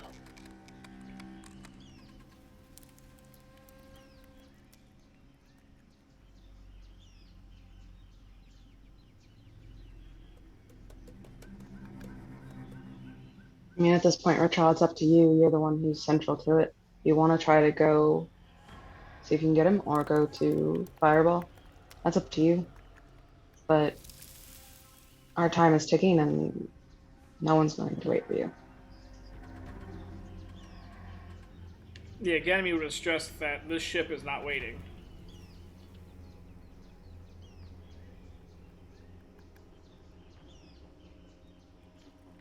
Though Rachel, at the this sorry, Go ahead, though the job to get General Rasmussen is top priority, this ship, it's like their own. Like I said, it's their only plane riding ship. So this ship outweighs General Rasmussen. So Back to Ganymede. Estimated time of arrival. he pulls out a stopwatch from in his cloak. Volgard about 37 minutes. Shakes his head no and says, returning. Oh. The way that this portal should work, exactly the same time we left. Huh? Exactly. Maybe we could come back immediately and then No, I'm saying that we're going to return back to the open ocean at the exact time that we had left. Return to here. Oh, I have no idea how it works the other way around. Sorry. Haven't really been talking to people out here to get that information.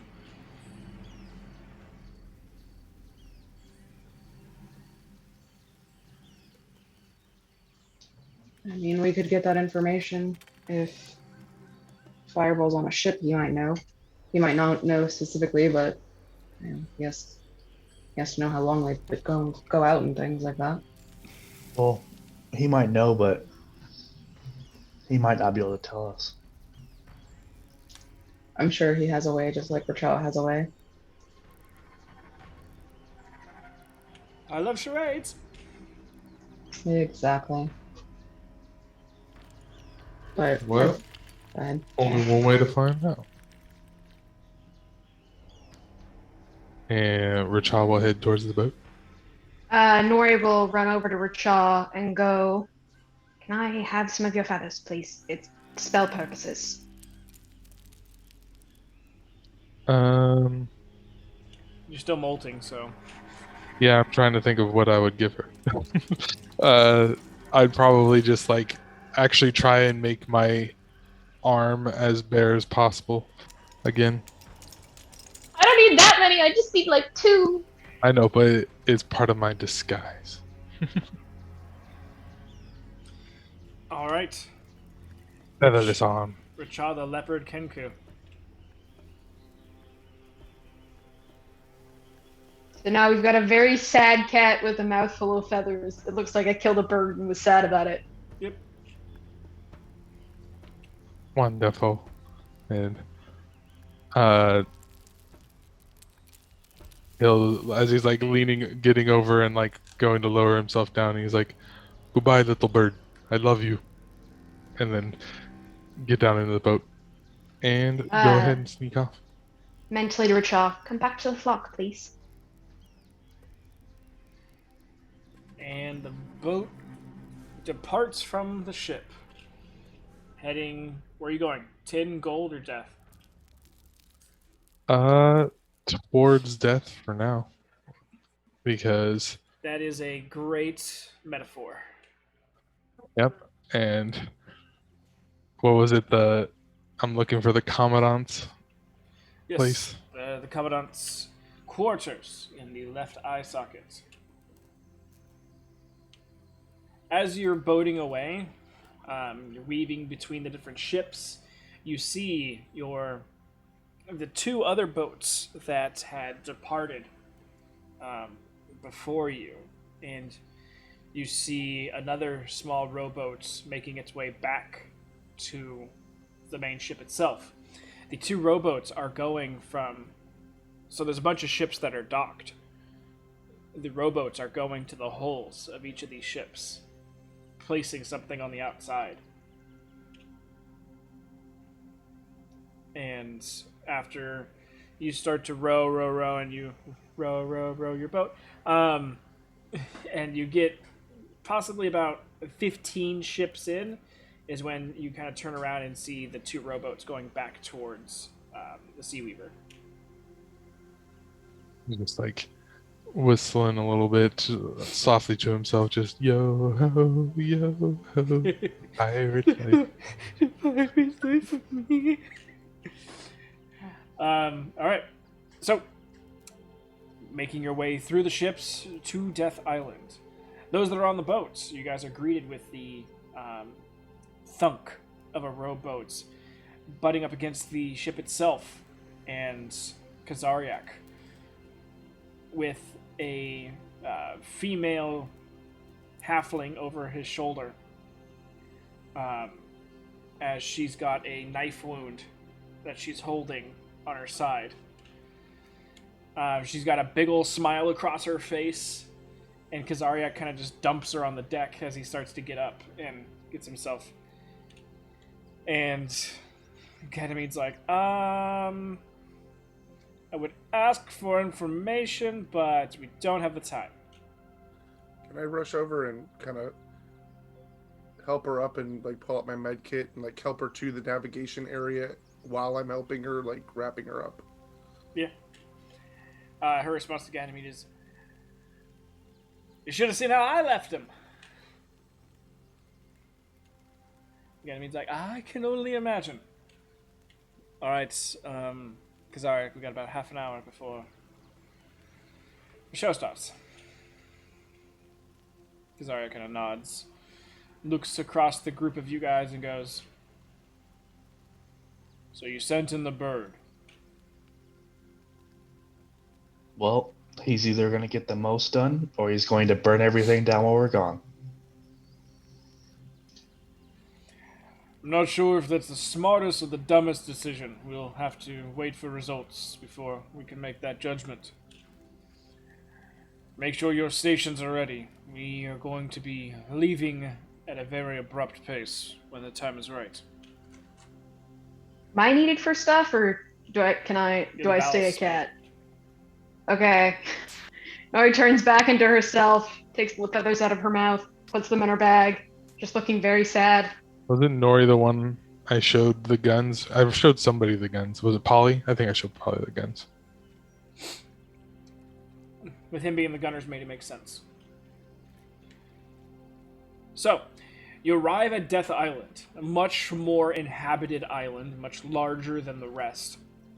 You are seeing haphazard buildings pushed on top of each other, many different lanterns, lights, and ever-burning torches in all different varying degrees, precarious situations, and you're able to pick out which ones are ever burning and don't actually ignite anything else, as they're like shoved up against like thatch buildings, and you're like, they're precarious.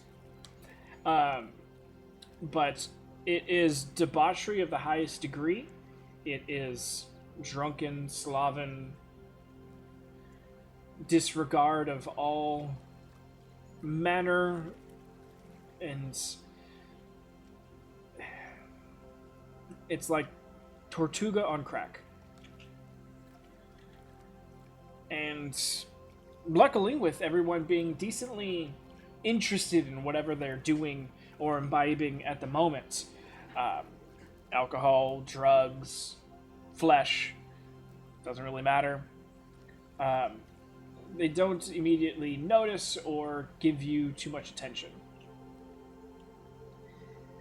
The majority of the island itself has been devoid of remaining nature. There's no trees, bushes, or anything in the large majority of this because it has been reallocated to make buildings on here.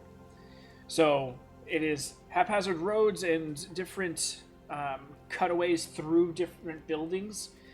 And as far as getting to the left eye socket goes, it's not a clear-cut, like, single road, like, oh, follow the yellow brick road, but you guess, and with a quick glance, can probably make your way there without too much physical trouble of trying to find it. Whether or not you'll be stopped is another story.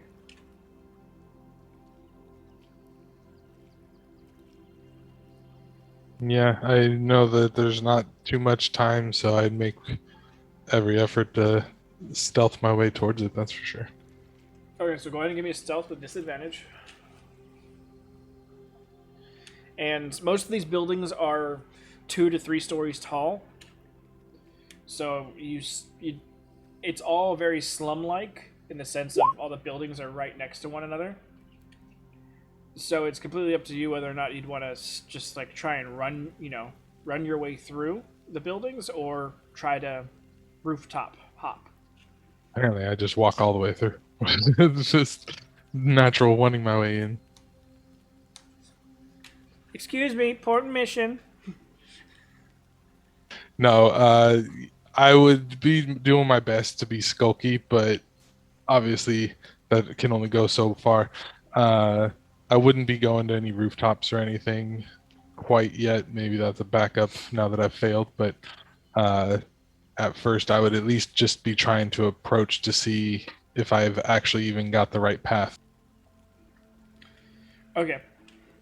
So getting through the first few thickets of houses and buildings and whatnot, just the overall greeting of the shore of this island itself.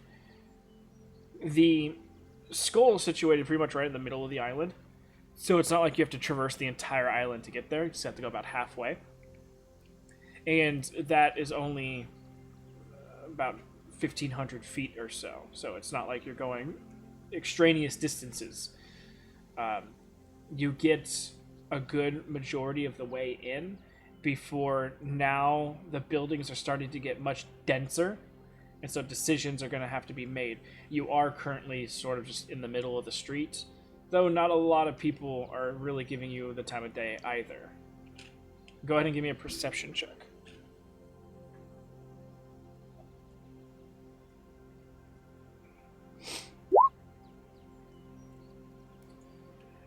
It does look like you picked up a tail, and not just your normal tail.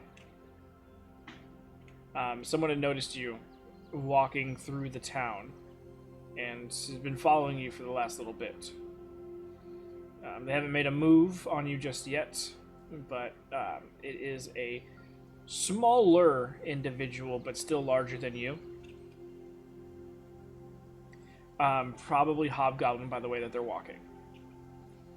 But you look forward, trying to find the correct path, or at least a decent path to this eye socket specifically.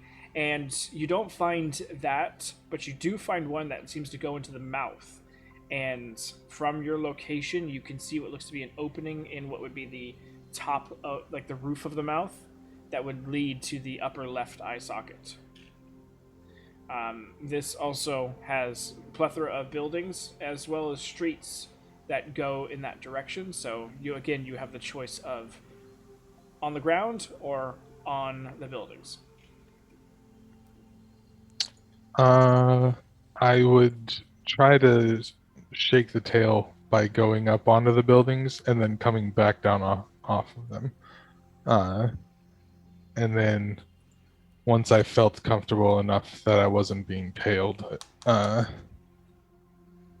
would try again, or try to get up into the mouth. Go ahead and give me a stealth check.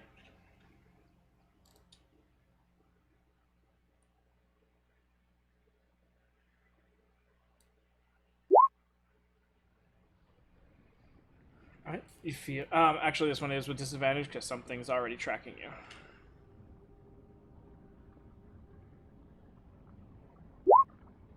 All right. So.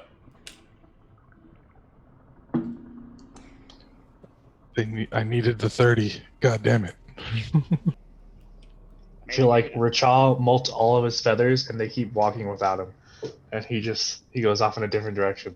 I leave a little impromptu bird of feather pile. Now Just you're a just plucked a chicken naked off to the side. Yeah. Sorry, now I can't get that image out of my head. Thanks. See Rachel come around the corner. Hello, boys. I am me. Now's the time to wear your BDSM gear.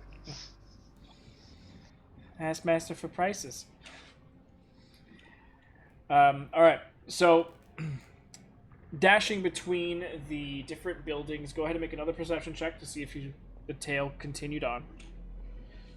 You get about halfway towards the skull itself, before you kind of like take a moment to look behind you to see if that tail had been following, and you do see an individual leaping behind you between the buildings in the same manner that you were. You actually did need the 30 because he got exactly a 29 in his perception.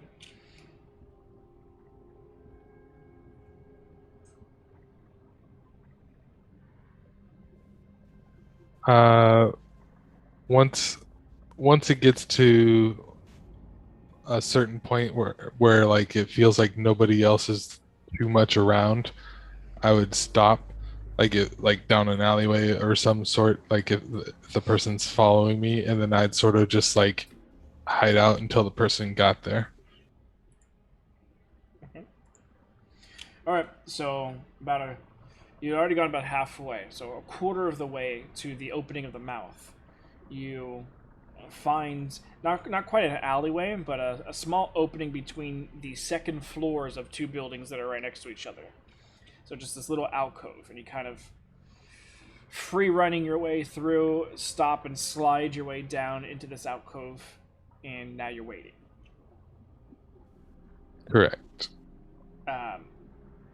About 20 seconds behind you, there's a figure that leaps across the opening that you are currently under.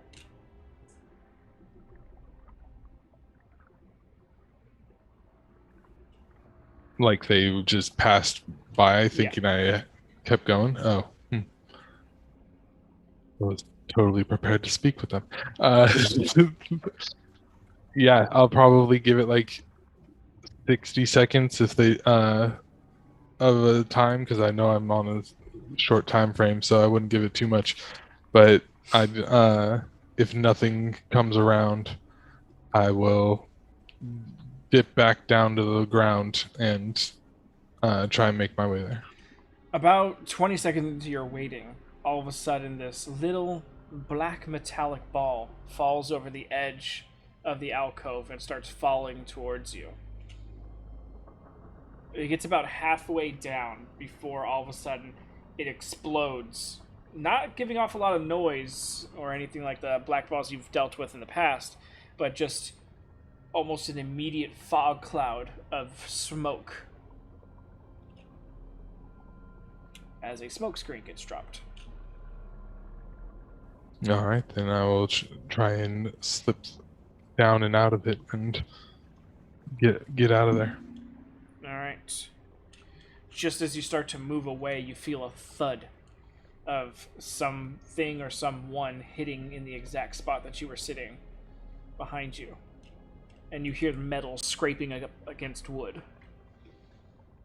as if something came down for an attack and missed.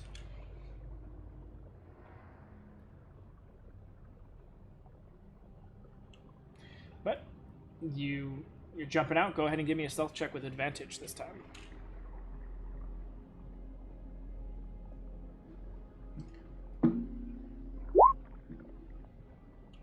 All right. Okay. So you dart out. Are you going up or down? Back down. Okay. Back down into the streets, trying to blend in as much as possible. Now you are at the mouth of the head.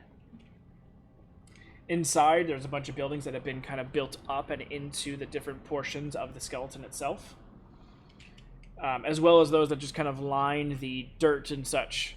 That, because like I said, the head is sort of half sunken into the island, and some of the buildings are just in the dirt, and others are built up into the actual, like, carved out of the head itself.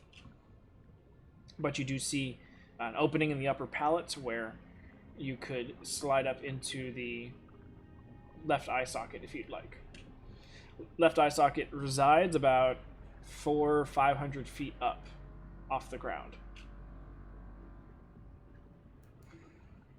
And there is interesting, very shoddy, but I guess it works, lattice work of like scaffolding and different types of stairways and such that connect to these different types of suspended buildings.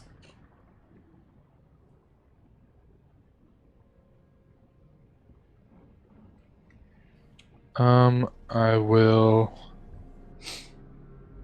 Does anybody seem to be like guarding this place, or does it just seem like people are coming and going, like it's a It's just open. natural course? People just casually walking around and going through. Up, down, and all over the place, yeah. All right, well then I guess I'd still be trying to keep a low profile and like walk in like I'm supposed to be there, trying to also be not noticed. All right, go ahead and give me stealth with disadvantage.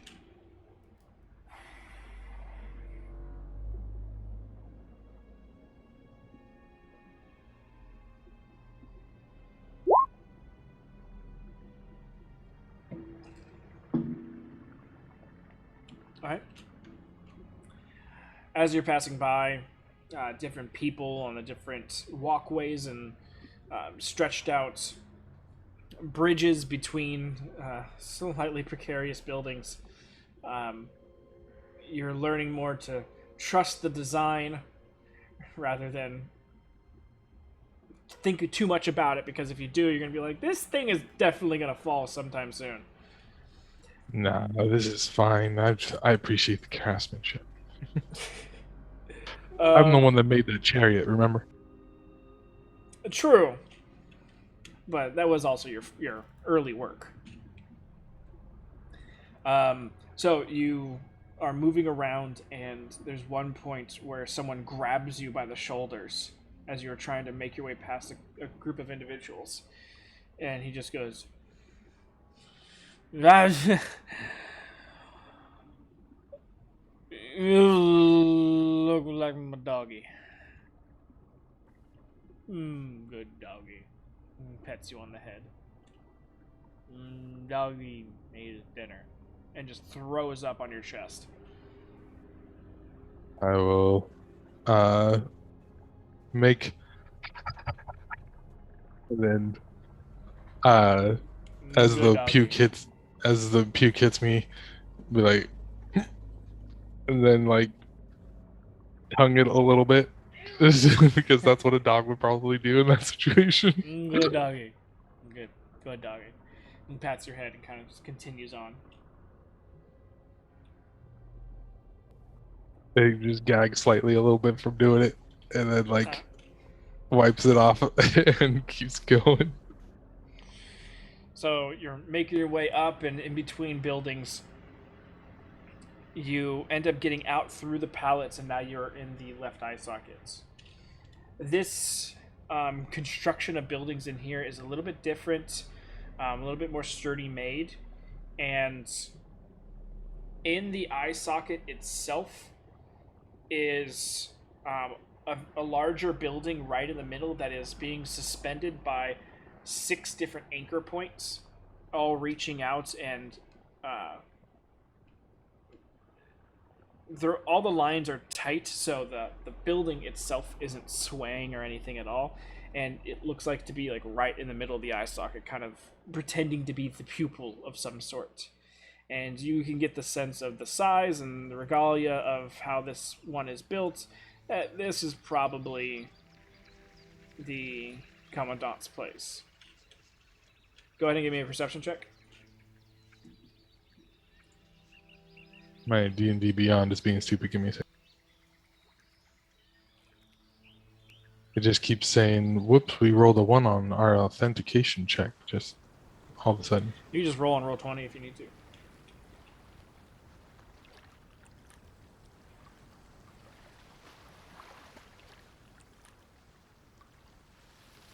What was it? It was a perception. Yeah.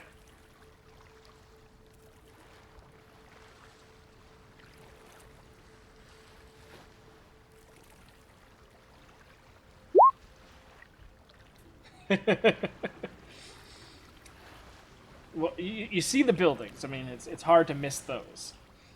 But the only viable path that you see to get to it is this long bridge that connects to a main network of bridges between a lot of these buildings.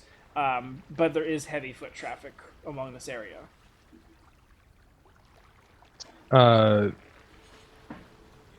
So these anchor points from like 6 anchor points, they're like embedded into the roof, so I couldn't reach those. There's 3 in the roof, 2 on the sides, and 1 going straight down. Because it's got to hold it tight in all directions to keep it perfectly suspended there.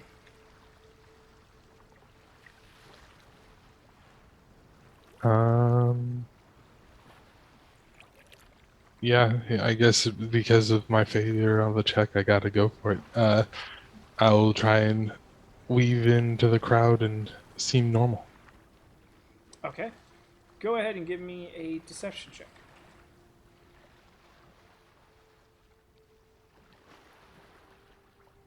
I don't actually. My deception is what, 10, I believe.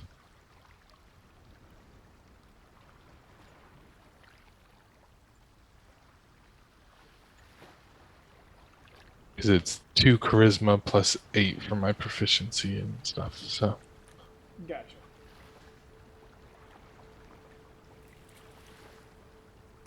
Looks like the character part of the site went down Yeah.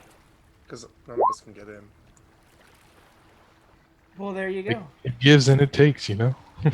With the vomit strewn across the front of you, you take a slight stumbly approach. So you're walking, always stumbling forward to help improve your momentum and then going forward. But it seems to be enough, as those that do give you attention kind of pull back at the mere smell of what's going on, and the rest that don't give attention just absentmindedly bump into you without too much worry. Go ahead and give me another perception check. I was right. The throw was camouflage. In this area, yes, it would be.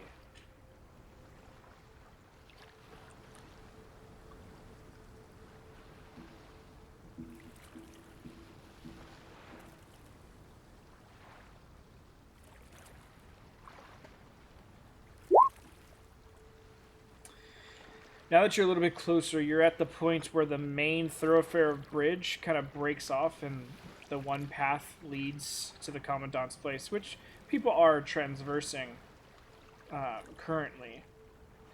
You notice something is dangling from beneath the building itself that isn't the suspension anchor. It's a long steel cable that gets down and about 50 feet or so, and then is connected to a metallic cage. And looks like the cage is only big enough for maybe a single person to reside in. And there seems to be a body of some sort inside of it. Beyond that, there seems to be a few different ropes that connect off the sides of the house, possibly as secondary pulley systems to help counteract, or in case one of the other cables needs to get pulled and reset. These pulleys can help keep the building stable while this maintenance goes on. Other than that, there is a single little bridge that goes out the back of the building, but currently you're at the front, and the very front of the building is about 30 feet away. And so the way the cage is there no way to get to the cage? It's one of those things where I'm probably going to have to lift the cage up. No, the cage is connected with a cable underneath the building, so if you're able to get down to the cable somehow, you could slide down the cable and get to the cage. Is that possible to do from outside or no? Yeah. Like I said, there's a bunch of ropes and such that are hanging all over the place of the building itself. Feels like that's going to make a lot of noise, though, and unusual situations. How would they have?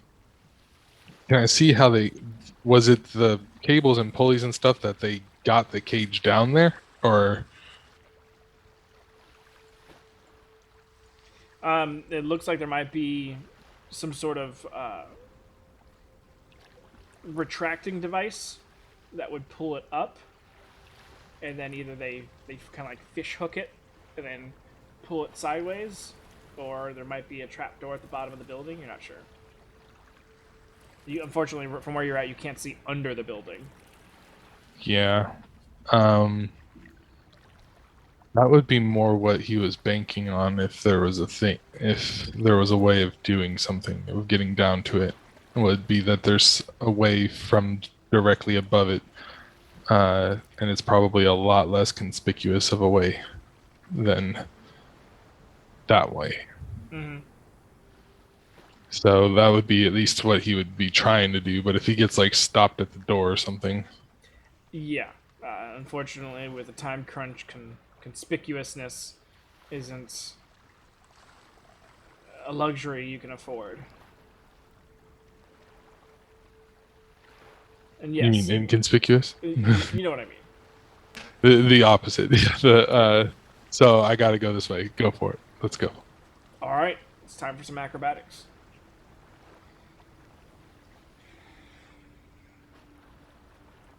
Just a simple acrobatics check to see if you can jump off and grab the correct rope situation to get yourself sturdy enough and still connected.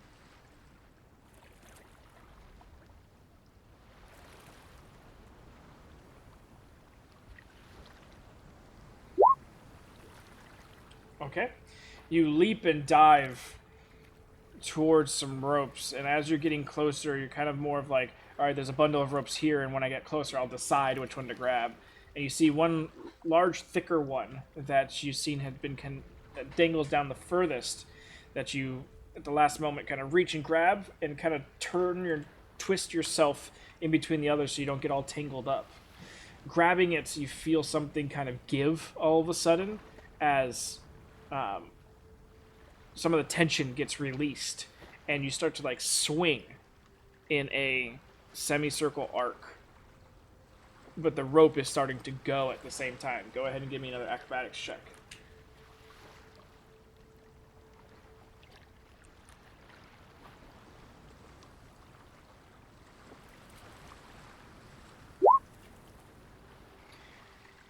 as this rope is starting to go, but it's creating a circle. So you jumped off and you've gone down about 30 feet circling around. You take the last little bit of time to look up and reach and grab another rope as this larger, thicker rope just starts to fall into the abyss of space beneath you.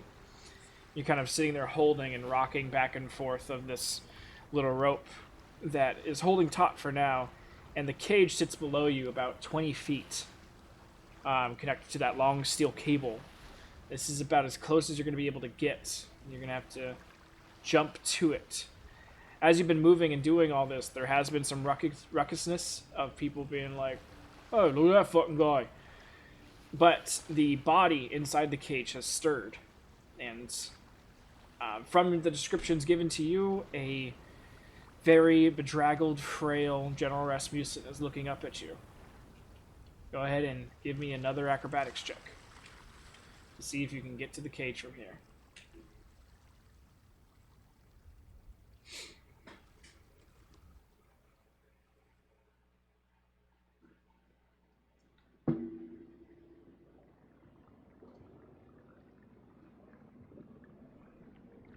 This is all happening over seconds. Does he get a little bit more time?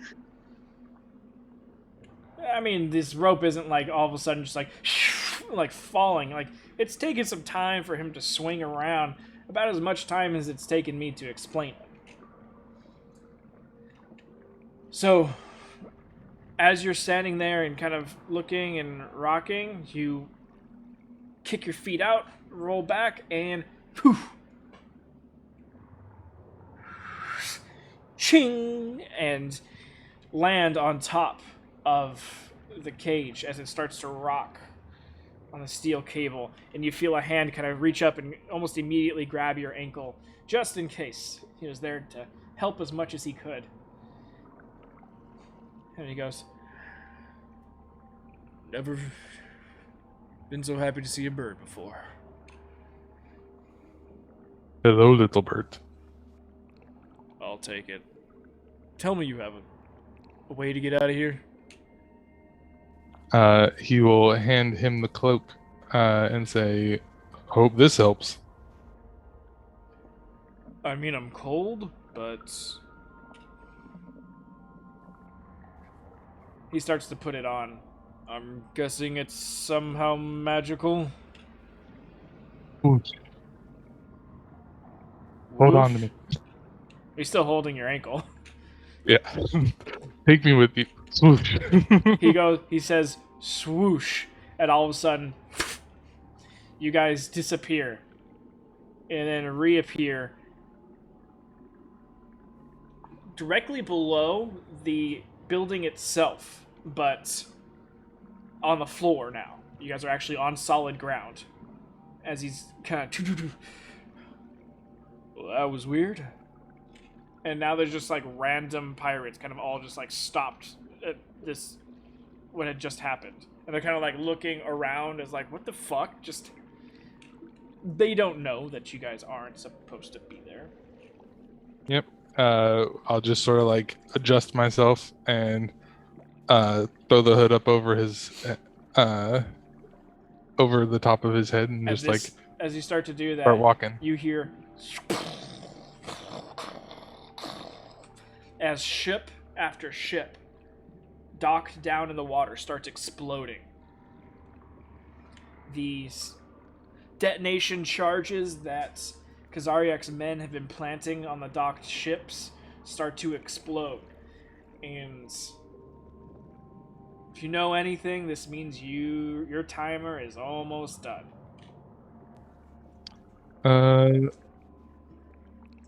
I'll say complete clusterfuck of a situation and then grab his hand and start booking it. Okay. Go ahead and Shove him in the bag and then bolt. Go ahead and give me an athletics check. I guess, yeah, how emaciated does he look? Does he look bad? He's emaciated, especially for his size, but you gather that from his size, he can still move. if it's some sort of athletics I need to do, I will definitely unfurl my wings. And it's like shit's going down. People are probably looking towards the explosions. We're gonna Yeah. move as quickly as possible. Take the option. Yep. All right. So go ahead.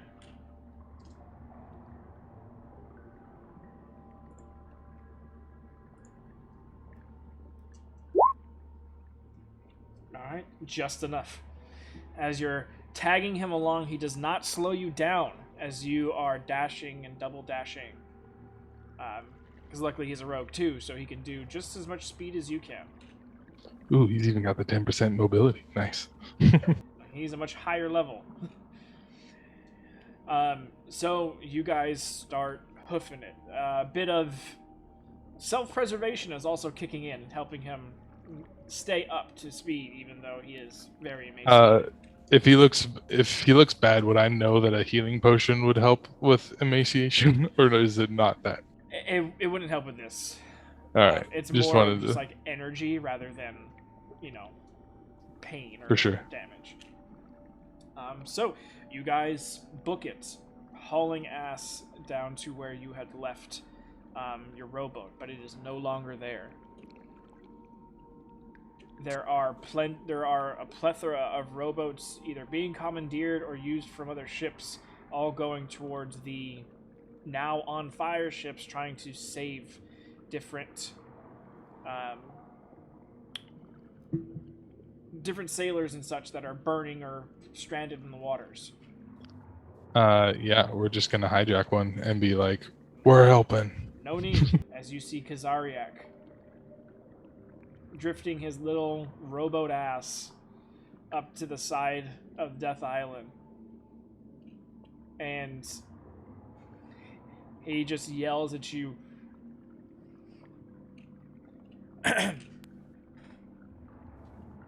Hello there. Come with me if you want to live. Hello there. Carry on then. And then he'll just hop in.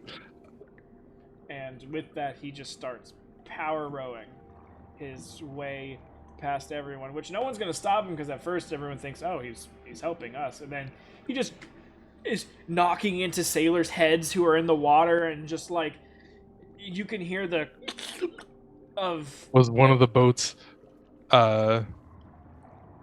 fireballs? Is fireball in the water? Can I pull him out? make a perception check.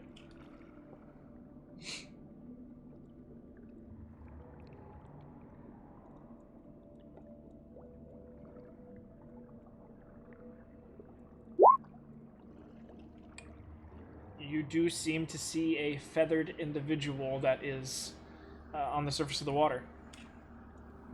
Is he relatively near? He's in the path. I will use all 4 of my arms to latch onto this person as much as possible. Okay. With the Help speed, me. with the speed that he's a little bit too weak for that. Oh man. He's more of just like trying to keep himself in this newly created speedboat, as it is rocking off different heads of sailors. Sit on my ankles or something. He gives you his big toe to hold your ankle. As kind of at the one moment just and grab, and you're not able to pull on to the deck right away because of the speed that's going, but you eventually lift him out of the water and slam him into the boat. He is unmoving, and the rowboat goes, and you guys see now the Sea Weaver. The lanterns are lit, masked down. Everyone's in their positions. It is literally the tip of the ship is poking through the portal, just fucking like right there. Like, we need to fucking go. And with that, Kazariak runs the rowboat right alongside, grabs General, and jumps onto the ladder that's on the side of it, and starts to go up, not tying the rowboat off or anything, just jumps and goes. Is there like a ladder of some sort? Or Yeah, there's a rope ladder on the side. yeah, I'll try and like fireman carry over my shoulder, anchoring him with one of my I was spectral gonna say you arms. got 4 arms, so I think you're Yeah. fine in that regard. As soon as you reach up and situate and grab hold, the rowboat kind of falls away as all 3 engines kick into overdrive behind the ship, and just the last few sailors who had been swimming their way towards the ship to get to some relative safety just get cooked alive as all the engines turn on, leaving the blue-green trails, blue, green, and purple trails behind, and a little bit of red mist. As the ship pushes its way through the portal, and you guys are greeted with bright sunny sky once again, as that is when you guys had initially made your way through the portal the first time. I'm still immediately checking and like doing what I can to try and save. I assume Fireball. It might not even be Fireball. It is Fireball. As you get to the top of the deck, Kazariak kind of gets the general up there, sits him down, points to one of the crew and says, "Help him," and Kazariak gets up to the wheel. Him and Ganymede are now steering the ship and fucking hauling ass. With everything going on, as you start to look at Fireball, go ahead and give me a medicine check.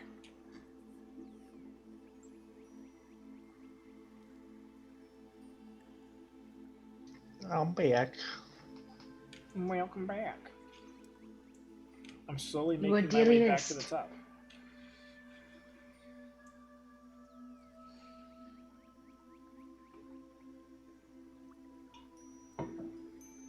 I didn't print out your guys' recent level ups, so I'd help you if I could, but I don't.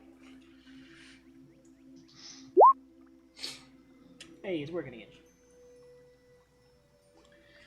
If only we could long rest.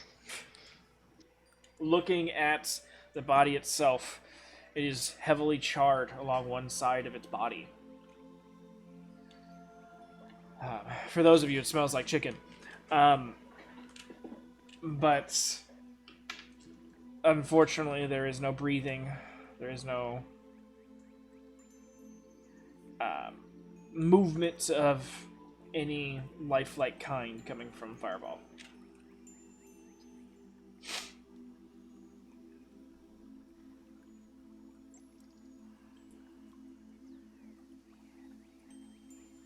Yeah, Richard just sort of like he does his best. He's gonna be mimicking whatever triage he's ever seen done in front of him, CPR and whatever, not doing his best to make anything happen.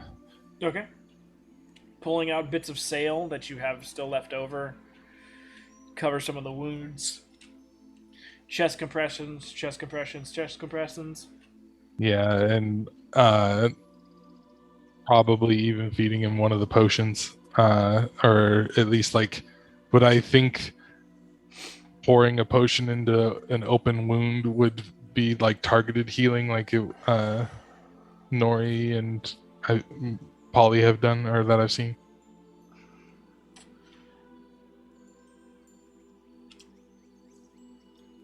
Honestly, I probably would think that regardless, and I'd probably pour one of the potions, trying to like target heat. Polly, go ahead and give me a perception check.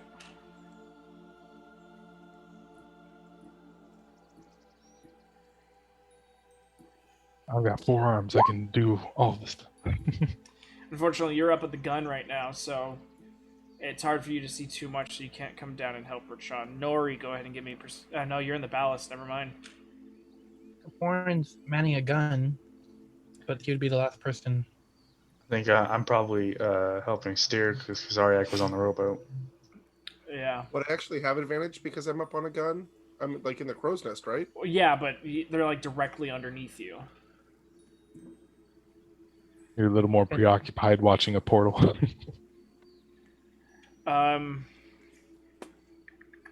Yeah, Kaporn, you're not. I mean, you heal, but you're not like a more dedicated healer. So, I mean, I don't.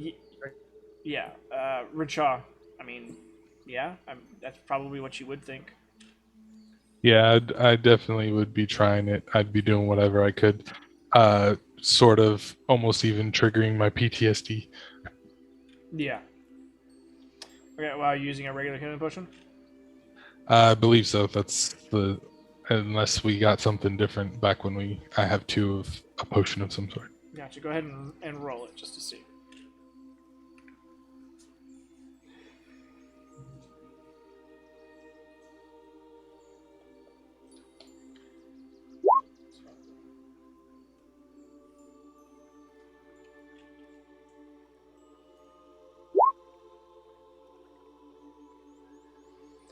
So you poured into the most festering of burns upon Fireball's chest. Fireball going out in a fireball is fitting.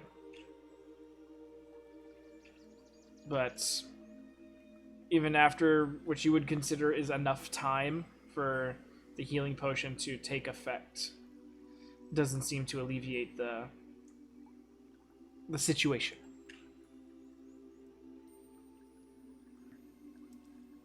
Yeah, he'd be trying for much longer than is a healthy attempt, and until somebody probably even pulled him off, sort of deal. Probably be Bryn. As far as people who are available. I mean, if I noticed him, would I be able to try to spare the dying on him? You could try. I mean, at this point, why not? Okay. You cast Spare the Dying. You're not sure if it takes effect. Usually you can tell if it does or it doesn't. This one's a little weird. It's like it does, but it doesn't at the same time.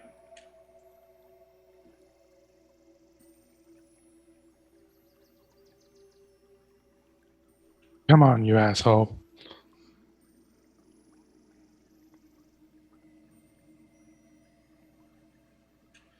But as far as breathing wise goes, you don't. I mean, the Spare the Dying connected to some degree, but no breathing.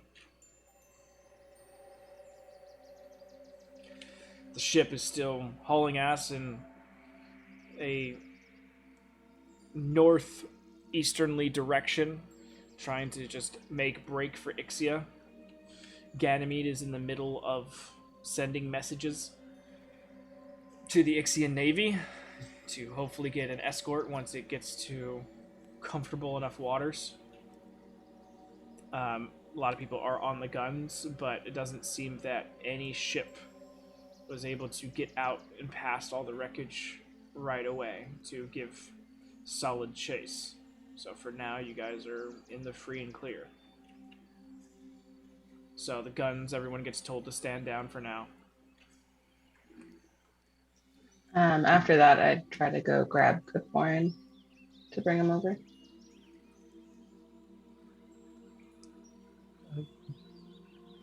Yes, Bryn, can I help you with something? Is there anything you can do for him? Oh. Let me take a look. Can I do a medicine check to see what Yeah, do a if medicine any check. of my Okay. I mean, anyone could technically do a medicine check. Then I'll be able to tell you whether or not. And Bryn was more saying, like, I know you've like healed people before. Do Yeah. the thing with the stuff. Sing to Exactly. him, make him feel better. He looks fucked up. Yeah. I can attempt to use healing word. I'm not sure in his state if it will help him. You try? More than half his body looks like Rachaw's arm. Born feeling like he might need it is a second level healing word. Alright, He will dump a second level into him. go for it. And if that doesn't seem to help, he will spend his last first level as well. It seems to connect again, but not really. It's a weird phenomenon that now you and Bryn both have had. Kaporin, after trying to heal him with the healing word, it looks back at Bryn. It's like, this seems to be like he's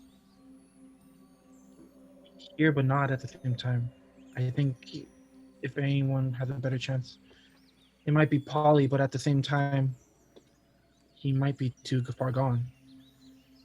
Kaporin, after saying that, calls up to Polly and Polly, your expertise, maybe? Okay, I'm on my way down. I'm like a fireman going down the pole. Ew. I'll look him over. What have you guys tried so far? Spare the dying and healing word. It's connecting, but not correctly. Almost like he's not completely here. Can I do a medicine check Do or a history check?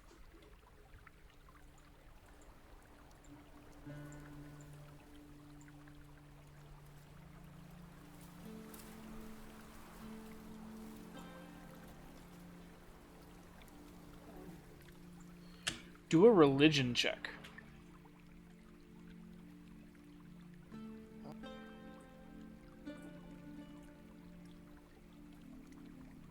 Kaporin there if you needed. With what they're saying and what you're seeing, it seems like Fireball is slowly becoming undead, which now tracks with some of the other pirates that you have seen. I hate to say it, you guys, but we should probably put him somewhere secure, because this is not going to be good. He is coming back, but not the way he was before. And I have a feeling he might be coming back a little bit closer to that pirate guy that came downstairs than Richa coming back.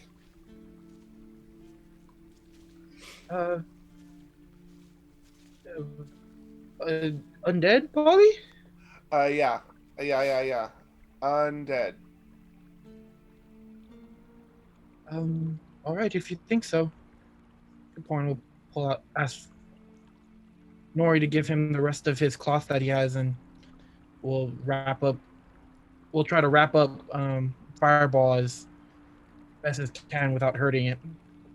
Nori did give you back all your stuff, and she's below deck. Oh. Is there a brig on this ship? No.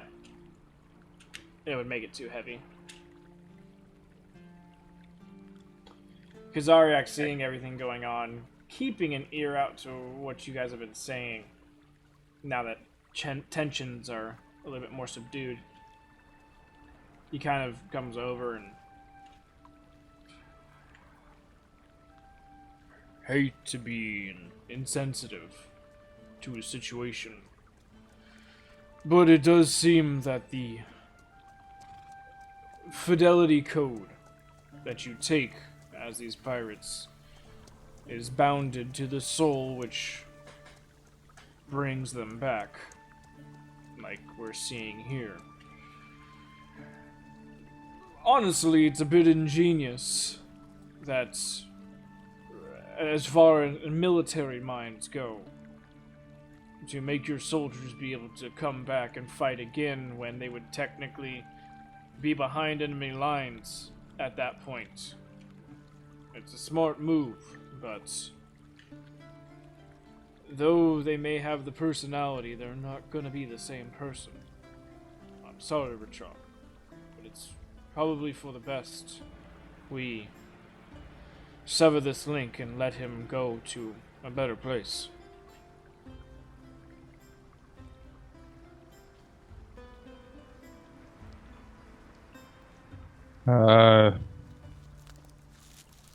Shakes his head no.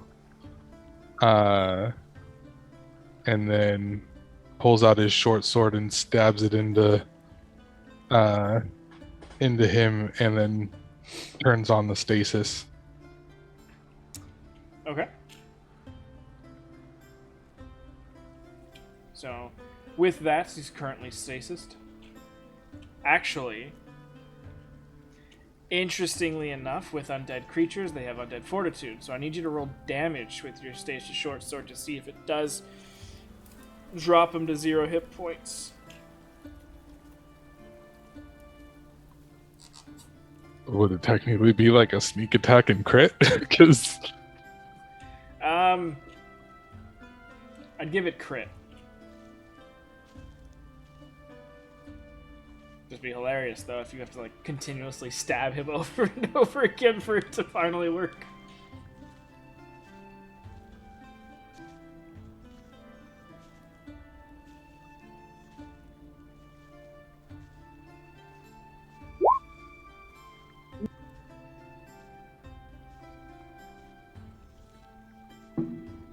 so I guess just double the 5 to make it a 16. Alright, so. Yeah. 16. Nope. Alright, so the stasis does click on. The energy of the sword sort of vibrates and extends out into the body of Fireball.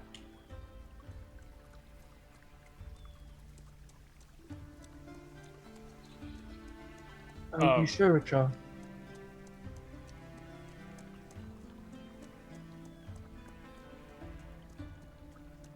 Part of the flock.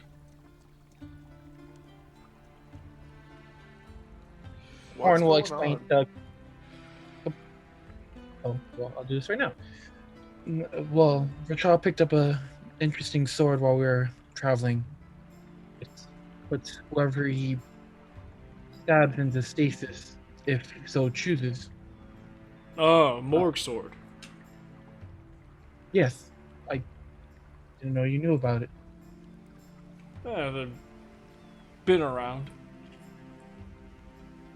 But so currently Fireball here is under stasis, and he won't continue to change, or he'll continue to change, I believe, but we won't see any more of it until later.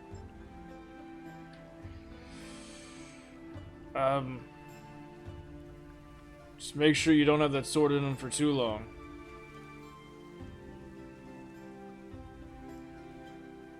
Why? Sometimes there's a good chance that the soul gets trapped in the blade. Oh Lord. This is how I become another Hexblade. That was what I was about to say. More like cursed blade. He did go in a blaze of glory, this one. But Richard, if you wouldn't mind, I'll finish wrapping him for now. Mind the protrusion.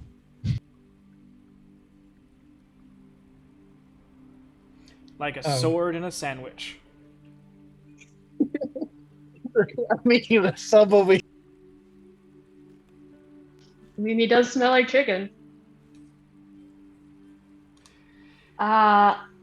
The moment that there's a break where Nori could possibly run up without fucking everything up, she's going to just like run up and go, "Is Rachel okay? Did we get him?" You see a burnt dead bird on the floor. What the fuck? That Kaporin is I see you. Damn it. Wrong Kenku. Oh, hi, hello, Nori. Welcome to the deck.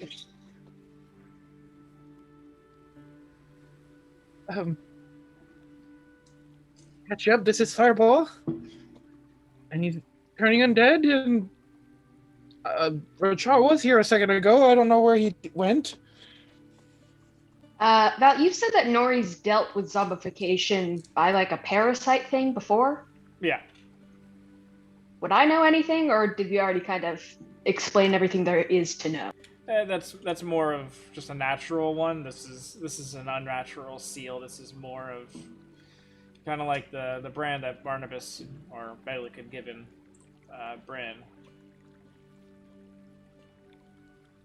Alrighty. Nori came up to check if her bird friend's alive. He is. Good. Okay, I'll go back to my job. See you guys in a bit. My bird friend's good, but he brought back a dead bird friend. Not dead Is- yet. The stasis sword is in there. I I'm think dead. you guys have it handled. Let's make sure this boat doesn't... I don't even know how this thing works. Well, the other ballast mate came down with you, so now that you guys aren't in crazy emergency mode, it's a little bit more tame. Nori, before you leave, could I borrow the bag? Yeah, sure. Thank you. And Gaporn will pick up Fireball's stasis body and place them into the body bag. Before he goes, does the fact that it's a vacuum void do anything to the body, or is it just going to prevent Well, decomposition unfortunately, more? with a short sword shoved through its midsection, doesn't quite fit inside. It's as big as me.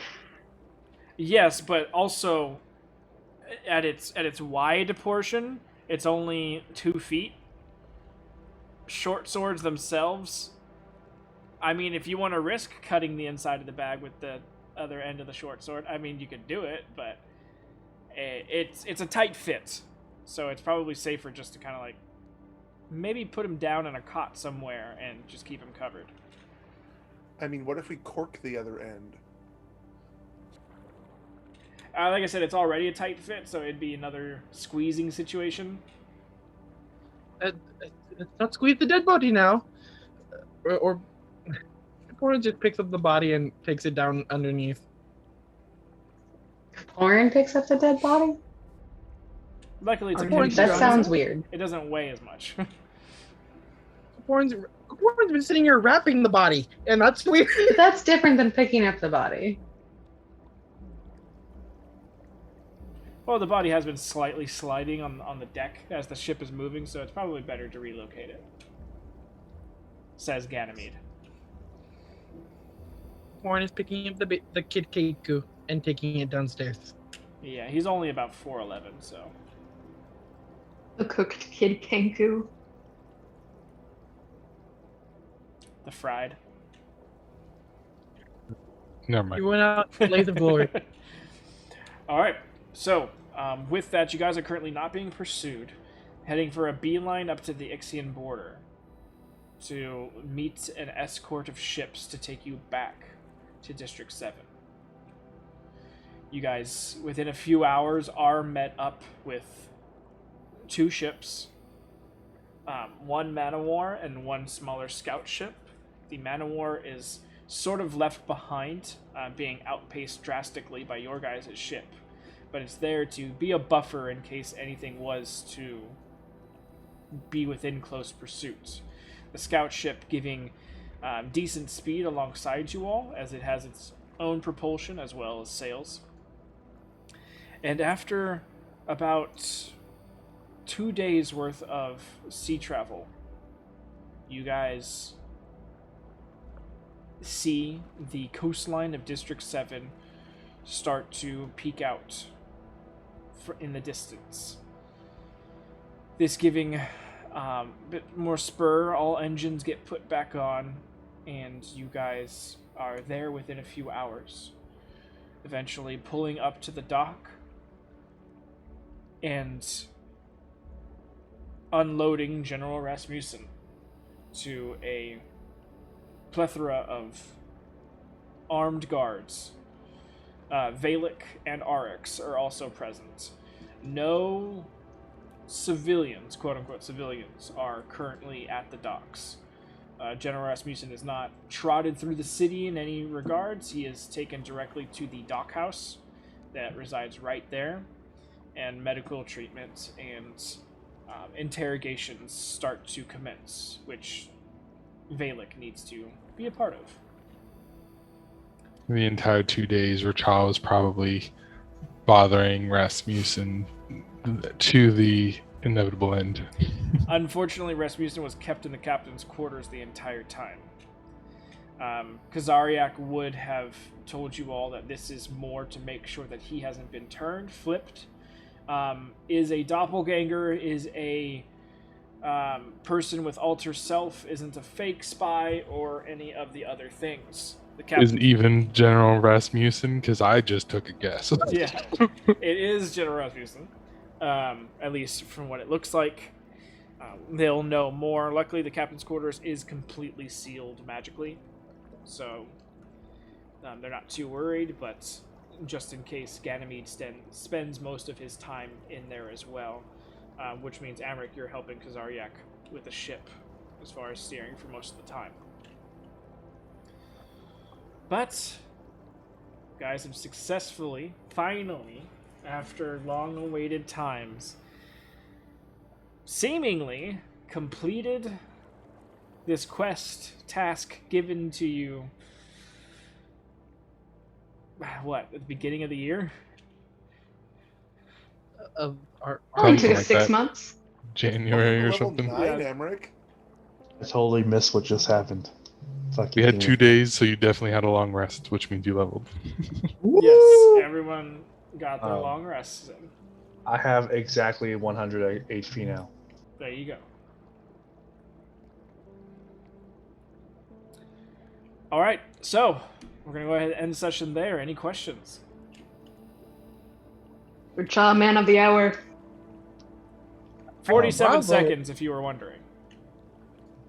Sounds about right. Just- I don't know if it happened to everyone, but my level was reset to 8. I have 9 on mine. Might just been a bug for you ever since this, they just updated stuff on their end. Yeah, the character thing. That was mine. Actually, said I was still level 10 on the phone. Yeah, so maybe when the I phone. tried looking at the phone, it told me I was still a warlock.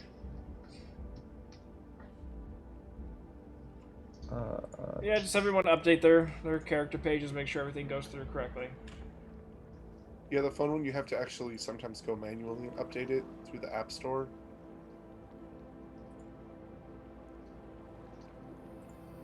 I don't know how much XP I was at for level 9.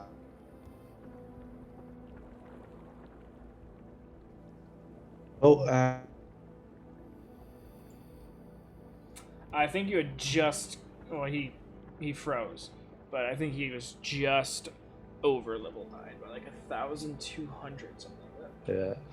yeah, I was really just kind of barely in there. Yeah.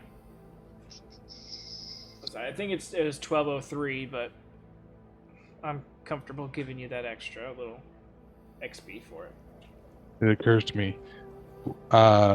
Did I know of Fireball's coin burst? Yes. Could I? Is it like my coin burst? Like I know what's going to happen if I try and do something? Yes. Then wherever it's safe-ish, once we're on shore, because this boat doesn't like money, I will, in a general safe area, dump the thing by flipping it inside out to Okay. spread it out between all of us. Yeah, he has. He didn't need it for the time being. Yeah, Fireball has 3 mithril bars, 280 gold, and 427 trillium. He lost Amric's gold, or did Amric lose his gold to other people? Hey, you just turned it into mithril. Wow. I missed the part where you said the mithril. How much does he have? He's got 3 bars. What's the conversion from mithril to gold? 100 plat. Yeah, it's a lot. The buy-in for Bryn to go in fighting. Well, Yeah, it was 1,000 mithril, I believe. yeah, which was like 100, or like a million something billion. Are they legitimate bars of mithril? Like, could they be smelted if you wanted to make They're them into? small bars. They are 1 inch in length. But technically, if you have enough of them, yes, they can get smelted together and create armors, weapons. And that's why they cost so much.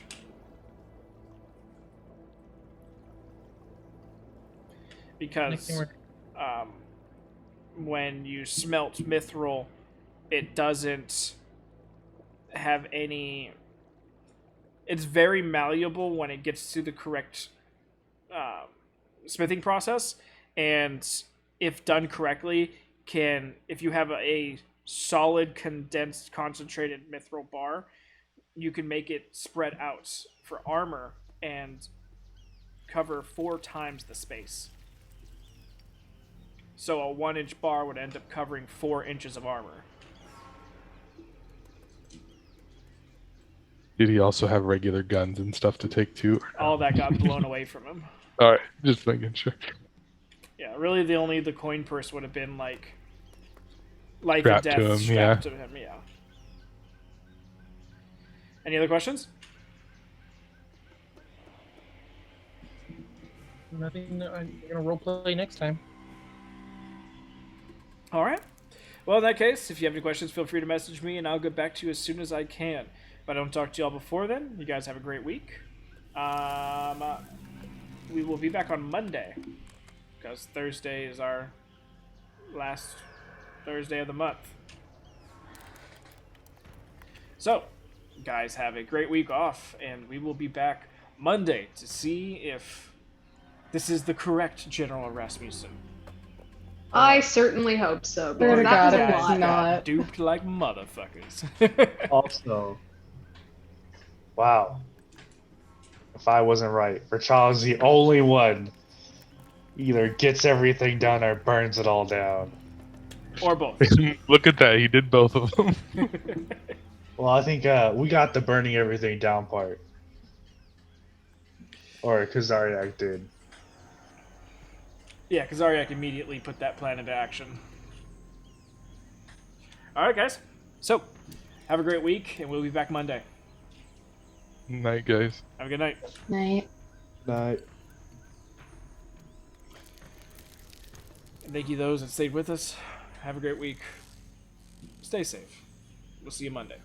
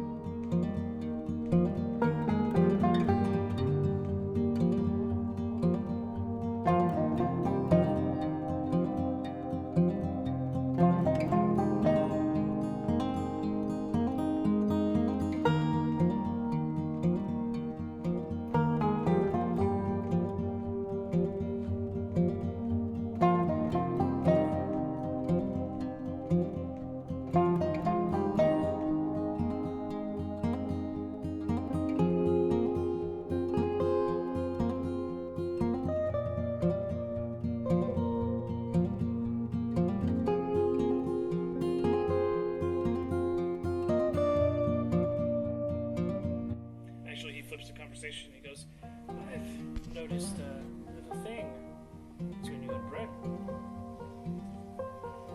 What? Nothing.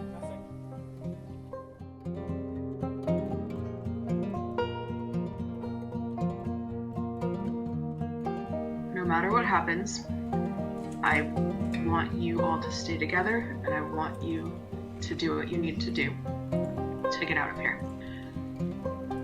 Don't worry about me. Help as you can if you can. But mostly worry about yourselves, okay? I'm not leaving you alone. You can do this. If anything happens, I want to know that you will be okay. I'll be safe.